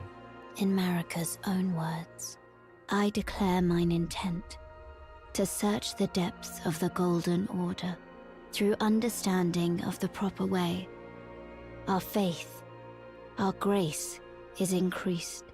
Those blissful early days of blind belief are long past. My comrades, why must ye falter? And it's at this point that we should talk about Marika's motivations. Okay, yeah, let's do character. This is surely going to be one of those huge points of debate in the coming years. Sure. But for now, my working theory is that she wanted to discover the truth behind order and the truth behind the greater will, and she believed that bonds had to be broken so that they could be better understood. She believed that there was great meaning to be found in hardship. Queen Marika has high hopes for us, that we continue to struggle unto eternity. For Lord Godfrey, his struggle ended at the end of his campaigns. According to his armor, he led the war against the giants, faced the Storm Lord alone, and then there came a moment when his last worthy enemy fell, and it was then, as the story is told, that the hue of Lord Godfrey's eyes faded. In truth, he was robbed of his grace. Then Marika sent him away. My lord, and thy warriors, I divest each of thee of thy grace. With thine eyes dimmed, ye will be driven from the lands between. Ye will wage war in a land afar, where ye will live and die. What the fuck? So he did literally everything he was asked to do. He fucking murdered everybody he was supposed to do to make the Golden Order happen. And then she's like, maybe the Golden Order's fake. And then she kicks him the fuck out and says, go kill yourself with all your fucking friends in a faraway place. Really? And then he just does it because he's like, yeah, I'll do whatever you say, honey. Damn. That is slay. This became known as the Long March of the Tarnished, as Godfrey and his tarnished descendants walked away from the lands between. But Queen Marika absolutely had a plan here. Oh, what's the plan? That Lord Godfrey and his descendants would one day return stronger, having struggled outside of grace.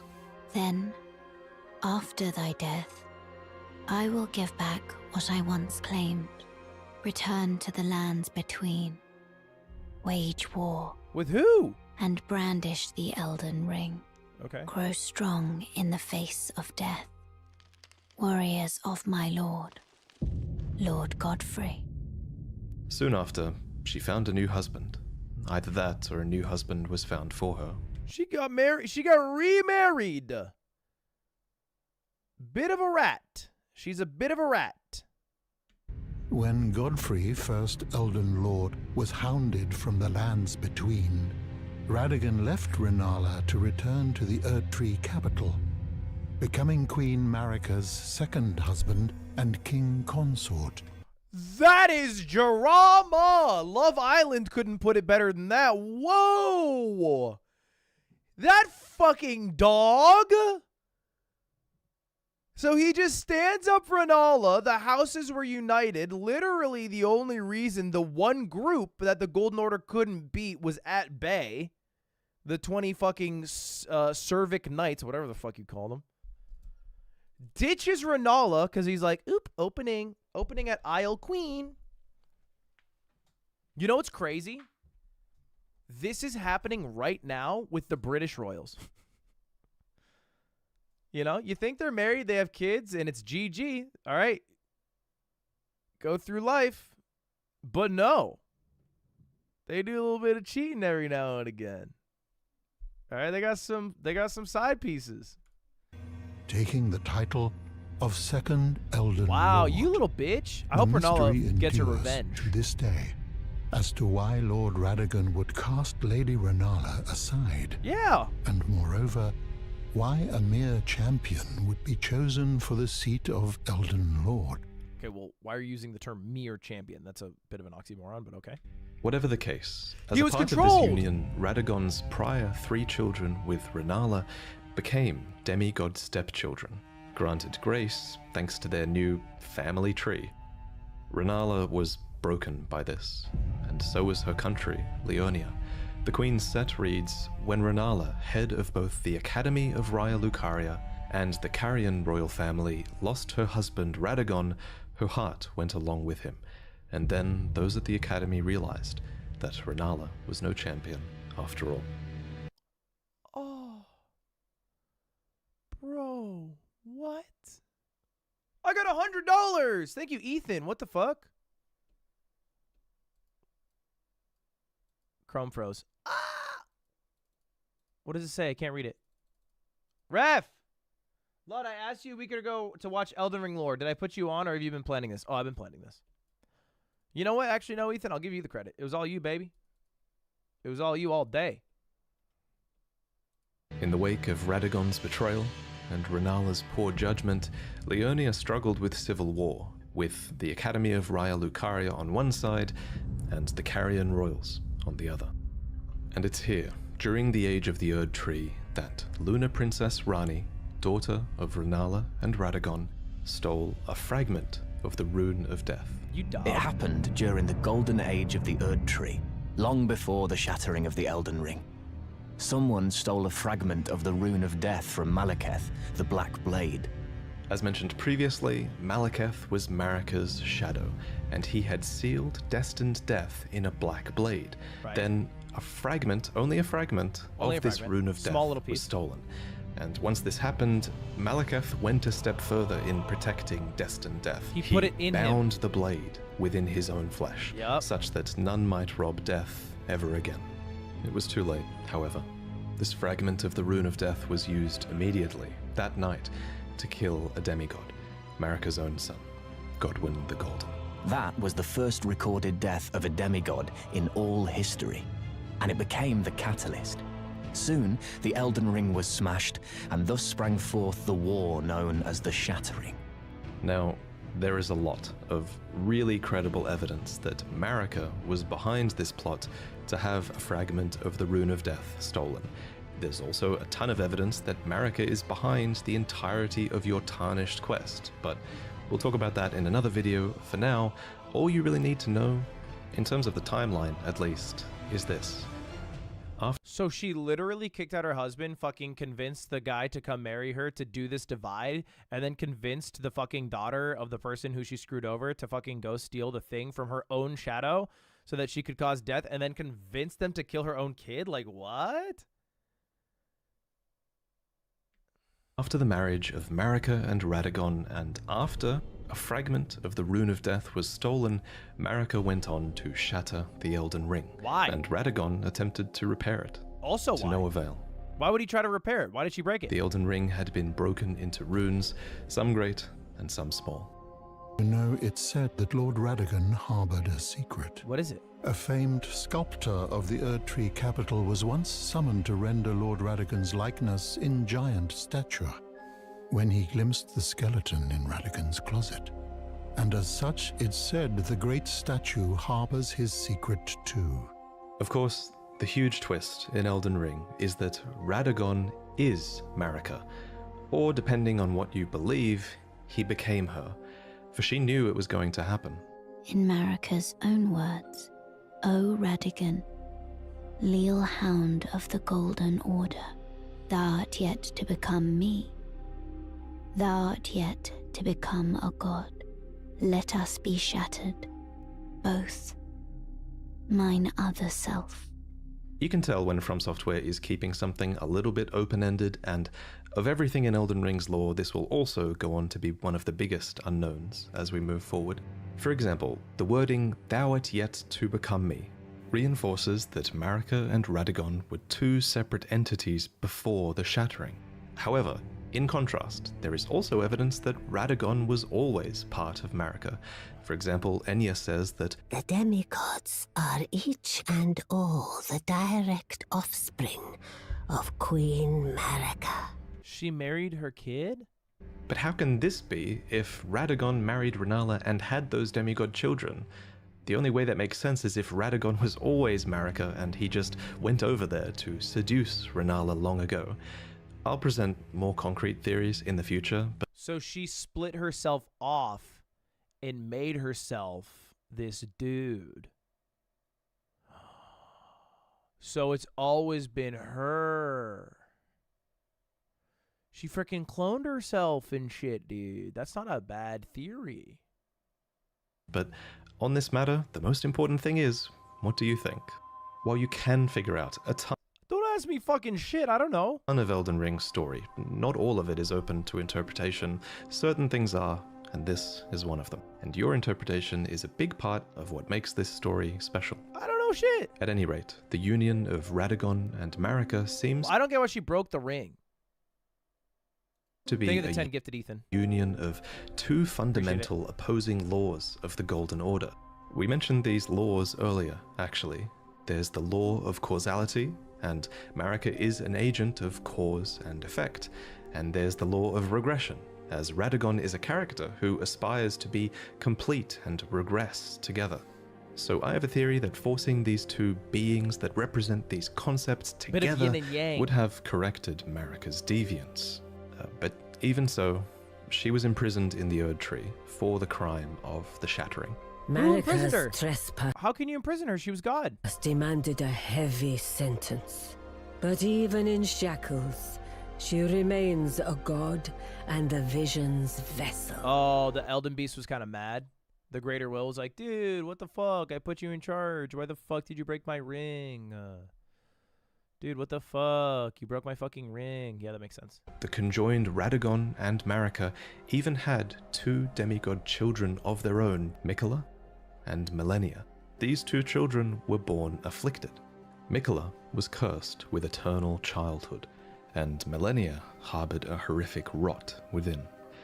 Even so, these two children were both chosen as Empyreans.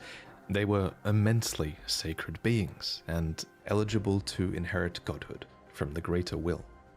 Perhaps the Greater Will was just desperate to find a worthy successor, and indeed in the Shattering War to come, many would try to claim the shards of the Elden Ring, and they would try to take the throne, including, of course, the Tarnished, who returned from their long march at long last, which we'll talk about in the next main lore video. If I am a Tarnished, why am I not homies with Godfrey? Like, why is Godfrey fighting me? Like, shouldn't Godfrey be like, yeah, go kill my bitch ex-wife, please. Let's march back together, soldier of mine.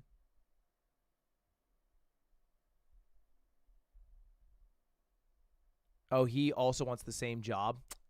That's tough. That happens a lot, actually. I get that. Actually, I get that. That's real shit.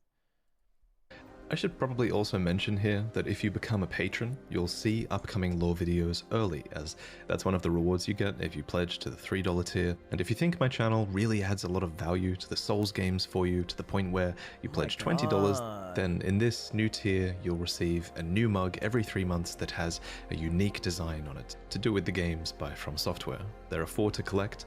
The first one you get is inspired by Dark Souls, then Elden Ring, then Sekiro, and finally Bloodborne. And they all have fantastic art that I worked on with an amazing artist named Chu.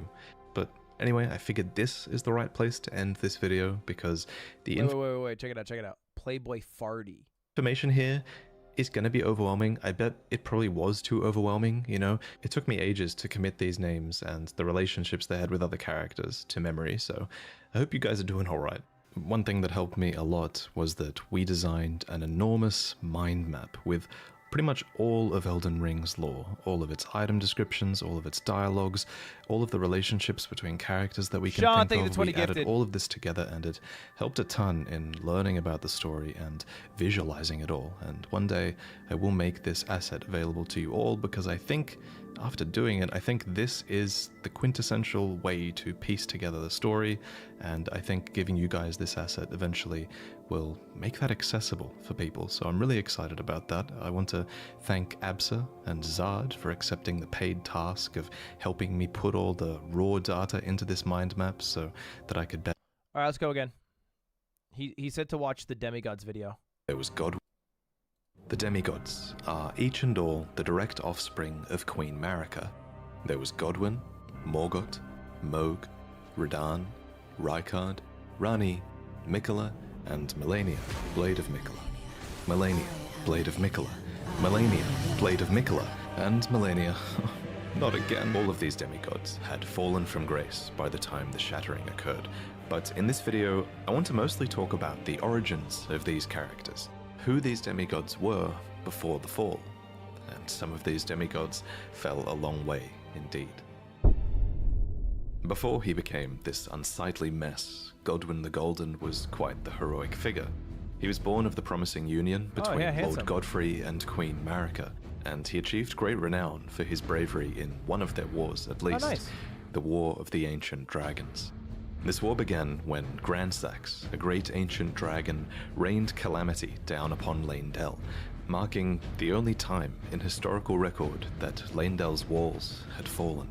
It's not clear why Grandsax first attacked, but fortifying themselves against lightning, the Knights of the Erd Tree weathered his assault, and Grandsax was defeated. I hate all dragon fights in this game. They are so bad. However, this was only the beginning, and a bitter war against the ancient dragons was to follow. During this war, the Erd Tree Sentinels had an epiphany that the only way to truly protect the Erd Tree was to become dragons themselves. And so, despoiling the corpses of their foes, the grotesque sentinels served the Erd Tree, but fought with the claws of the enemy instead. In the end, the ancient dragons were routed once again. In a graveyard of swords by the Stormcaller Church, the end of the war is commemorated. Here, we learn that during battle, Godwyn the Golden defeated Fortisax, called the mightiest dragon of them all. Good shit, However, Godwyn. he did not kill Fortisax. Well, you can't. Instead, he befriended him. What? And it was in this act that the powers of the ancient dragons truly became a part of Leyndell. After all, only those loved by dragons can survive the ordeal of cladding their bodies in lightning. So, from an unlikely friendship, an ancient dragon cult was born in the capital city, and the Knights of Leyndell learned to worship the dragons and wield their lightning. Lanciax, sister of Fortisax, even took human form to better commune with the knights. It was officially decided that the worship of the ancient dragons did not conflict with belief in the Erd Tree, and it was all thanks to Godwyn, commander of the dragon's golden lightning, and a true child of the golden lineage. So he made being a scaly chill.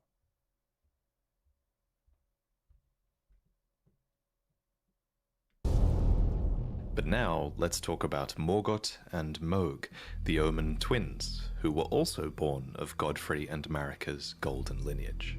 First, what is an omen?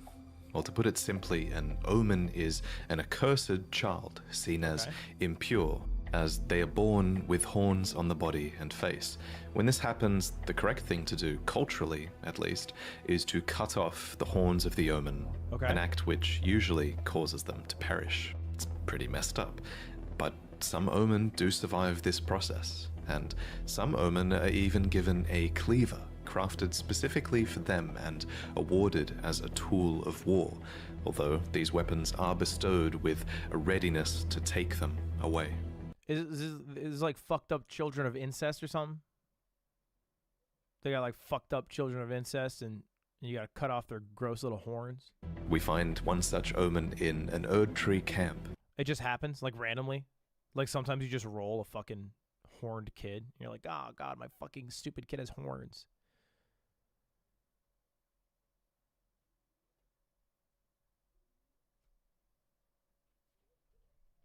Okay. You just roll a 1 on childbirth. That's unlucky. Upon the Altus Plateau.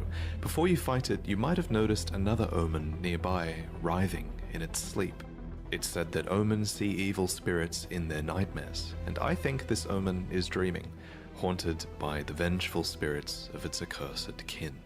This brings us to the Omen Killers, who are horrifying butchers of twisted conscience. They wear these horned masks that make a mockery of the Omen's nightmares, and these butchers hunt the Omen and amputate their horns. So unlucky!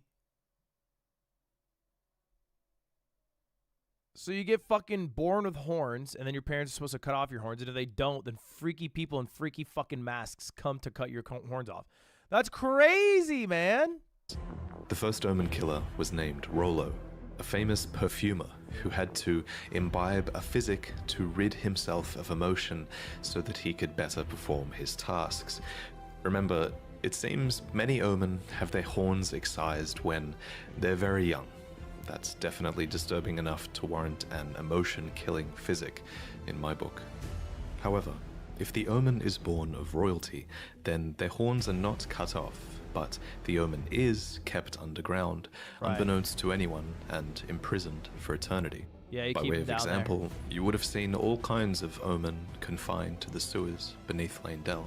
But why are Omen considered to be accursed in the first place? 'Cause they got Some of horns. them are clearly intelligent, so what's inherently wrong with being born with horns and great strength? It makes you unsightly. Well, it's important to remember, I think, that this curse might only really exist in the context of the Golden Order. Oh. After all, those afflicted with Omen horns are not able to return to the Erd Tree for rebirth, and are said to be born outside of its grace. But why does the Golden Order disavow the Omen, then? Well, it's hard to say for sure, but my working theory is that it's to do with the Crucible. According to this ancient incantation, horns were once an aspect of the Erd Tree's primordial crucible, where all life was once blended together. And with the exception of a couple of Crucible nights in and around Leyndell, we know that the Golden Order has started to distance itself from most things that touch upon the Crucible. While things like horns, knots, feathers, and scales once grew on the human body and were considered signifiers of the divine, now they are disdained as impurities as civilization has advanced. We learn this from the knot, scale, and feather talismans, all of which are guarded by Omen, or dropped by Omen killers, no less. Unfortunately for the Order of the Erd Tree, these once divine impurities seem to crop up in some births, whether they like it or not. Almost like it's a genetic trait, as if it touches upon the crucible at the root of the Erd Tree. And so you have to ask, is it really a curse to be born as a graceless Omen? Well, as with most curses... So basically, they just remind the occupiers of what they occupied. Curses in these games, I think that depends on your perspective. In any case, Mohg and Morgoth were Omen royalty, and thus they were born into a wretched mire far below the earth, horns and all. Here, they were kept under the strictest confinement. Each of them were bound with charmed shackles that were covered in roots or thorns and bathed in golden magic. It seems very few people were supposed to know that they even existed. Morgoth, for his part, renounced and despised his accursed omen blood, but his brother Mohg embraced it. Deep underground, Mohg stood before an outer god, a being called the Formless Mother, who craves wounds, a being capable of bestowing power upon accursed blood. In this moment, Mohg's accursed blood erupted with fire, and he became besotted with the defilement that he was born into. Here, deep below the earth, he would go on to build a dynasty of blood in reverence of a mother, something it seems he never truly had. As for Morgoth, he was born into the same accursed fate as his twin brother, but despite not being blessed with grace, he loved the Erd Tree all the same, and even took it upon himself to crawl out of the sewers and become the Erd Tree's protector when the Erd Tree needed him most. In the end, he rightfully became the Omen King and Lord of Leyndell. Omen or not, he was, after all, born of Godfrey and Marika's golden lineage.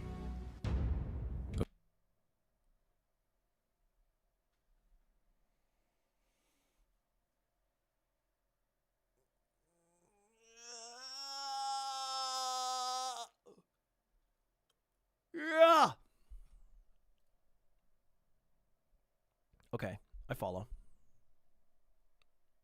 Morgoth, Mohg. Both accursed. Mohg didn't mind being accursed. He got kind of blessed because of that. Morgoth hated it, but he still fucked with being a part of the fam and protecting the Erd Tree. Bing, bang, boom. Next! Of course, the marriage between Godfrey and Marika would be ended, and before long, Marika remarried with another man, a champion named Radagon, who Marika calls her other half. Because it's the same he person. He became second Elden Lord and the king consort, but he also brought with him 3 children from a previous marriage that he had had with a Carian queen named Rennala. These children were Ranni, Rykard, and Radahn. And they all became demigod stepchildren after Radagon's reunion with Queen Marika. Possessed of his father's flaming red hair, Radahn was fond of its heroic implications and considered himself to be born of a great champion. He's strong. Yet he also looked up to another man, Godfrey, the first Elden Lord, Queen Marika's first husband and the Lord of the Battlefield. But Radahn wasn't just the son of Radagon and an aspiring Lord of the Battlefield, he was also the son of Rennala, who was head of the Academy of Raya Lucaria and Queen of Caria. So as a Carian royal, inclined towards sorcery, Radahn bent his will towards mastering gravitational magics. Rock sling, gravity well, collapsing stars. These techniques were taught to him in Sellia, the town of sorcery, all so he would never have to abandon his beloved but scrawny steed. Oh my god, that's how he keeps his fucking horse, even though his horse is tiny as fuck and he's so big. It's because he's so good at gravity. That said, before long, his powers would be put towards a more cosmic purpose than simply allowing him to ride his own horse. Radahn was taught gravitational magic by an Alabaster Lord, a member of a race of ancients with skin of stone who was said to have risen to life when a meteor struck long ago. And when his lessons were complete, Radahn uttered these chilling words. Thank you for your tutelage. For now, I can challenge the stars. And, of course, he did conquer the stars, and the very constellations would be halted by his strength. But of course, you kind of have to ask, why? Why was it necessary to conquer the stars in the first place? You conquer the stars, you conquer the sky. Theory 1 is that it was done in self-defense. Never know what the stars are going to do. After all, according to the Sword Gravestone, Radahn was protecting Sellia. What's more, gravitational magic has destructive power, and many gravitational beasts are proof of that destructive power. A being named Astel had even come down to the lands between in the past and destroyed a place called the Eternal City. What's more, Sellians are descendants of the Eternal, positioned right above the Eternal City underground, so there is an argument to be made for Radahn purely defending Sellia for some reason here. No, I don't buy it. But it's possible for Radahn to have fought in this conflict and to have made the first move as well. So this is theory 2, that Radahn conquered the stars as a preventative measure in service to the greater will. According to a set of astrologer items, the night sky cradles fate. There's even a banished sect of people called the Nox, There's so many people, bro. Why? who live deep below the earth in eternal anticipation of the coming age of stars and their Lord of Night. Long ago, these people invoked the ire of the Greater Will, so it would make sense that those in service to the Greater Will might have sought to arrest the stars and put an end to this fate. I always saw him like Vegeta, and he or Goku. You just want to see how strong he could get. What's more, Radahn was just a huge fanboy of Godfrey, and he seems to have more loyalty to the Erd Tree than to the moon. Finally, the telescope item description says that the fate once writ in the night skies had been fettered by the Golden Order, so surely this is referencing Radahn's actions, and it levels the blame at the Golden Order. But putting Radahn's motivations aside, it's a fact that the stars were held back, and that this had great consequences for many, especially for the rest of his Carian royal family. Let me explain. The fate of the Carian royal family is guided by the stars, as is the fate of Lady Rani. And he stopped first at that dick. heir in the Carian royal line. But General Radahn is the conqueror of the stars, who stood up to the swirling constellations, halting their movement So he's really in a fucking up his smashing sister's victory. life. And so, if General Radahn were defeated, the stars would once again resume their movement, as would Lady Rani's destiny. So Rani wants him dead. Lunar Princess Rani was the daughter of Radagon and Renala, and sister to Radahn. Interestingly, if you look at her true body atop the Divine Tower, it looks like she might have also inherited the red hair of Radagon. Cool detail. But unlike her brother, Radahn, she quite clearly took after her mother more, who was Renala, head of the Carian royal family. Yeah. The House of Caria has this storied history, They're strong. one that seems to go way back to the astrologers. In the Carian Manor, we find one of their treasures, the Sword of Night and Flame. It reads, astrologers who preceded the sorcerers established themselves in mountaintops that nearly touched the sky and considered the fire giants their neighbors. Renala herself was an astrologer, always chasing the stars in her youth. Good sword. Then she met the full moon, and in time, the astrologer became a queen, establishing the House of Caria as royalty. Caria appears to So a have bunch of nerdy-ass astrologers somehow became strong. a matriarchal hierarchy with multiple princesses and Carian knights that serve as their retainers. Now, however, there is only one princess, Rani, daughter of Renala. And at the time of her birth, she would have been set to inherit quite a lot of power indeed, for the Carian royal family was at its height, and her mother was not only queen, she was also head of the Academy of Raya Lucaria, having bewitched them with the enchanting power of the full moon. Oh, so they don't even fucking... Oh, yeah, their heads are always spinning. They don't even fuck with her. She's just tricking them. Leading the young Rani by the hand, Renala guided her daughter to a meeting with a moon of her own. What Rani beheld was cold, dark, and veiled in occult mystery. A dark moon, a sort of twin to Renala's own full moon. You can even see both of these hanging in the sky if you stargaze from the heights of the Moonlight Plateau. Another who guided Rani was a character called the Snowy Crone, who the young Rani encountered deep in the woods. When you look at Rani, it's actually the likeness of this snow witch that you're seeing, as the doll that now houses Rani's soul was modeled after her, probably as a sign of respect.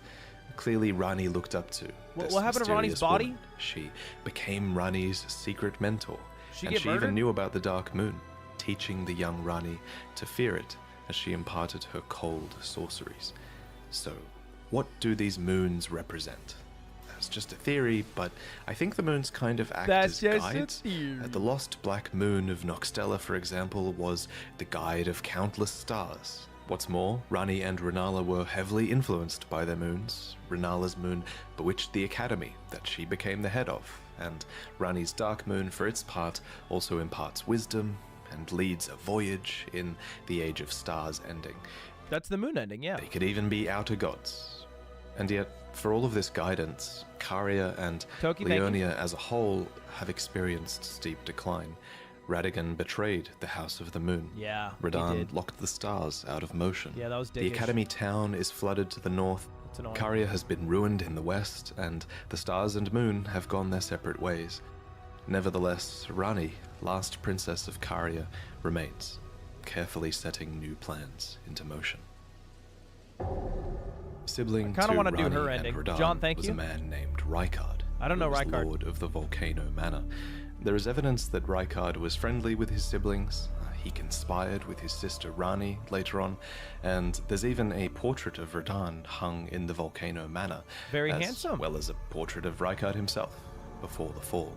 Little ego. Item descriptions mark Rykard as stern, ambitious, heroic, and blasphemous. A part of this One's not like blasphemy the other? was opposing the Erd Tree, which actually drew many knights to his banner, for Rykard believed in taking by force, just as the gods did, and clearly many believed that he would usher in a new age. So he's going against his old The mom. armor set of the Gelmir Knights reveals to us what were once very loyal soldiers. The crest of red feathers are there to symbolize Rykard's pedigree as Lord Radagon's son, and the emblem upon their chest piece represents a lord who had lofty ambitions. However, as Rykard delved into the ancient secrets of Mount Gelmir, he came across the immortal Great Serpent, Oh, I an remember this ancient guy. deity that aligned with Rykard's ambitions. Don't you need some And shit so, to kill him? Rykard fed himself to the Great Serpent so that he might devour, grow, and live eternally. Alas, this was too much for his knights, and they believed that their master's heroic ambitions had degenerated into mere greed. So they searched desperately for a weapon with which they might halt their lord. Yeah, that's and they it. found it too. The immortal serpent had lived for a long Yeah, I time, remember and this. so there was also a weapon to kill it that had been designed long ago as well, a serpent hunter. But it was too late. Aptly As the named. lord lost his dignity, so too did the knights lose their master. Not that it bothered Rykard. Now we can devour God together. So Rykard just kind of fucked up. He let himself get eaten by a snake because it was immortal because he thought that'd be good for him, and then it just like actually made his life way worse. Next, we need to discuss Melania and Mikola. These two were twins as they were born. No, Rykard, please. Anyway, as you know, Radagon's marriage with Renala did not last.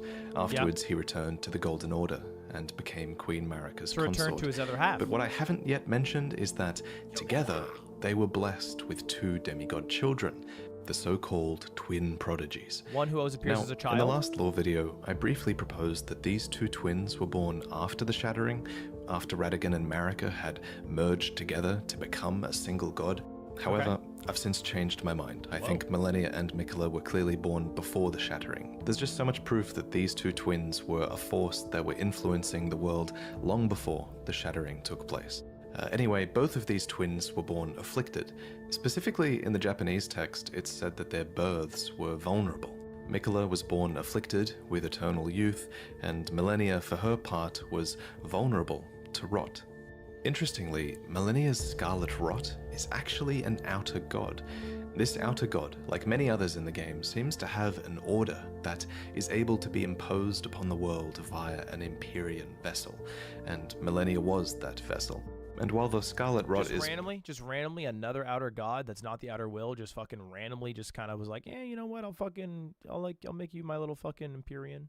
pretty terrible, you can sort of argue that it's got a beauty to it. It does. According to Gowry, the order of rot is resplendent. It's a cycle of death and rebirth. Josh, thinking membership. Kind of like the lotus flower, which is a flower that blooms anew, beautiful and fresh from mud. I actually have art of this flower hanging in my home. I always love the symbol of it. I actually have lots of art hanging now, and I'm going to talk about all of this artwork that you can buy at the end of the video. Anyway, so Melania the Empyrean was vulnerable to and afflicted by the scarlet rot. Okay. There was said to be no cure to this, and while fire and consecration seemed to be somewhat effective at warding it off, Melania would slowly lose her physical self to the rot. Unlucky. Interestingly, old legends of the Scarlet Rot have persisted in the world for generations, and we learn more about the Rot God from the Blue Dancer charm. The dancer in blue represents a fairy who, in legend, bestowed a flowing sword upon a blind swordsman. Blade in hand, the swordsman sealed away an ancient god, a god that was rot itself. Specifically, this god was long ago sealed away in the stagnant water that is downstream of the Ainsel River underground. And wherever rot appears, the kindred of rot appear as well. These are pests and servants of the rot. And now, in the current age, these are servants that have been forsaken by Millennia, who is their new goddess. So, this blind swordsman with the flowing curved sword actually went on to become Millennia's mentor. So technically it's him that we have to blame for this goddamn attack. I hate that attack. The prosthesis wearer heirloom tells us more. A talisman engraved with a scene from a heroic tale. Though born into the accursed rot, when the young girl encountered her mentor and his flowing blade, she gained wings of unparalleled strength.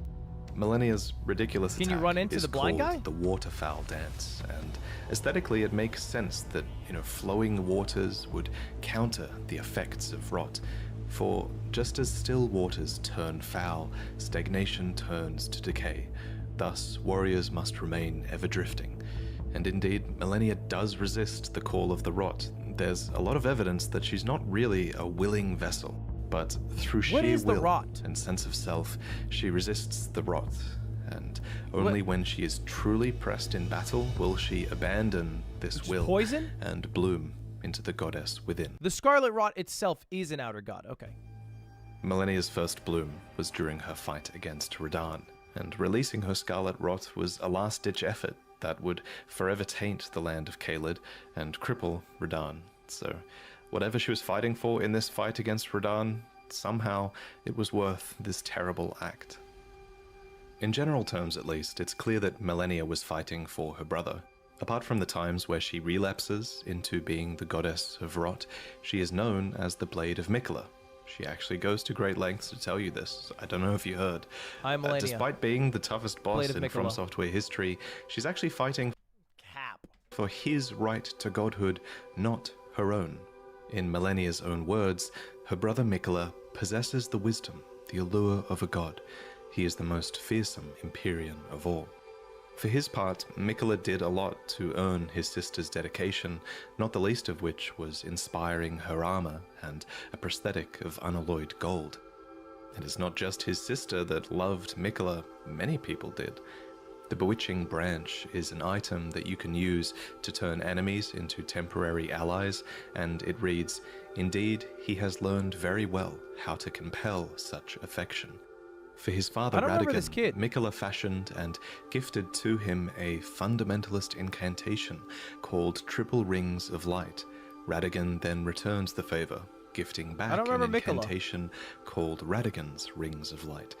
These interactions show some of Miquella's positive connections with his father and also Golden Order fundamentalism. And yet, the young Miquella abandoned fundamentalism, for it could do nothing to treat Millennia's accursed rot. This was the beginning of unalloyed gold. So, what is unalloyed gold? Gold that has been alloyed? An alloy is a composition of metals. So it's just pure gold. Unalloyed gold is pure gold, essentially, with no external mixtures. This gold apparently can ward away the meddling of outer gods. And so Miquella bent a lot of his efforts towards creating an unalloyed gold needle. Specifically, this needle was crafted for his sister, to ward off the rot god and forestall the effects of the incurable rotting sickness. We see the bond between the siblings as well when we visit Miquella's Halig tree. We see a statue of a one-armed woman embracing a child, Miquella. In this place, we see the biggest example of Miquella's benevolence, the Halig tree, and the society that was built into the brace that supports it. This was a promised land, seen as a salvation to many who were shunned or persecuted, provided that they can actually find the path here, of course. Of all the demigods, he does seem to be the least psychopathic. Miquella seems to have had the will within them to create a new order, and his is an order that's somewhat modeled on the ones that came before it. The biggest thing is that the Halig tree is clearly inspired by the Erd tree. But the difference is that Miquella's Halig tree is said to be accepting of all. even those the Erd tree shuns. That's nice. Mikola himself was once embedded inside of the Halig tree, and he watered it with his very own blood since it was a mere sapling. Tragically, however, he was ripped out of this womb during the shattering, and his Halig tree ultimately failed to grow into an Erd tree, becoming a misshapen husk instead. Damn. But that's the story for another day. I hope There's he gets it also out. I hope he of gets cut there. content to do with Mikola, and he's one of the most mysterious demigods, who I'm sure we'll learn about more later. But there is one more thing that I want to mention before I go. It's kind of one theory I had during the making of this video. Okay. So Mikola and Millennia each have their own butterflies.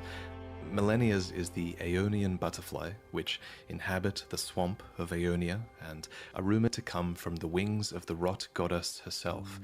And I think it's fair to say that Mikola's butterfly is the nascent butterfly, which appears as if it's just emerged from its cocoon for its entire life. This is a reference to Mikola's eternal youth and his cocoon in the Halig tree. But there is, of course, a third butterfly, right? There's the smoldering butterfly. Sure. It's said to be an eternally burning butterfly Moog's that serves butterfly. as kindling. Now bear with me, but it's my theory that this butterfly is a reference to Melina, who the Blade of Calling calls the kindling maiden and the one who walks alongside flame. This might suggest that Melina is a sibling to Millennia and Mikola. Again, that's just a theory, but what I really want to talk about here is that, at the very least, Melina is almost certainly the daughter of Marika. We learned this a long time ago from looking at her name in the game's file. Everyone's saying they think it's Mesmer now. I don't even know who the fuck Mesmer is, man. Who the fuck is Mesmer? Okay. What I do want to watch, and we're not going to watch this today, but I do want to watch Elden Ring Prepare to Cry, which is 5 videos that are about 3 hours long. But we're not going to watch this today.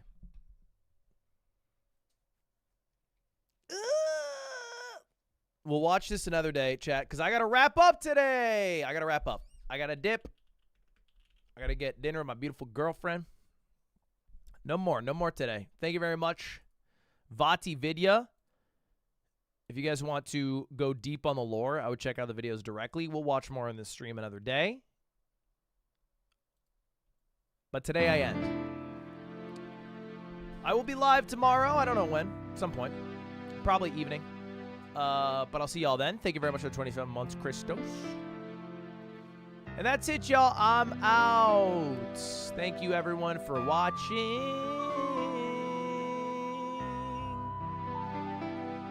Have a good day.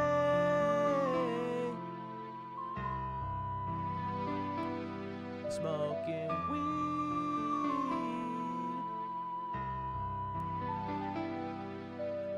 All right. Goodbye, everybody. Thank you all for watching. I appreciate it.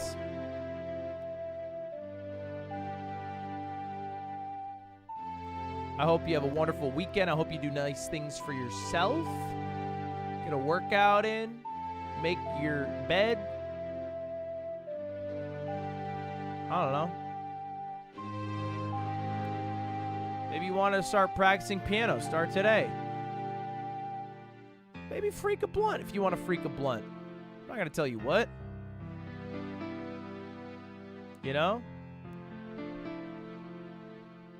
Just something for future you to be happier.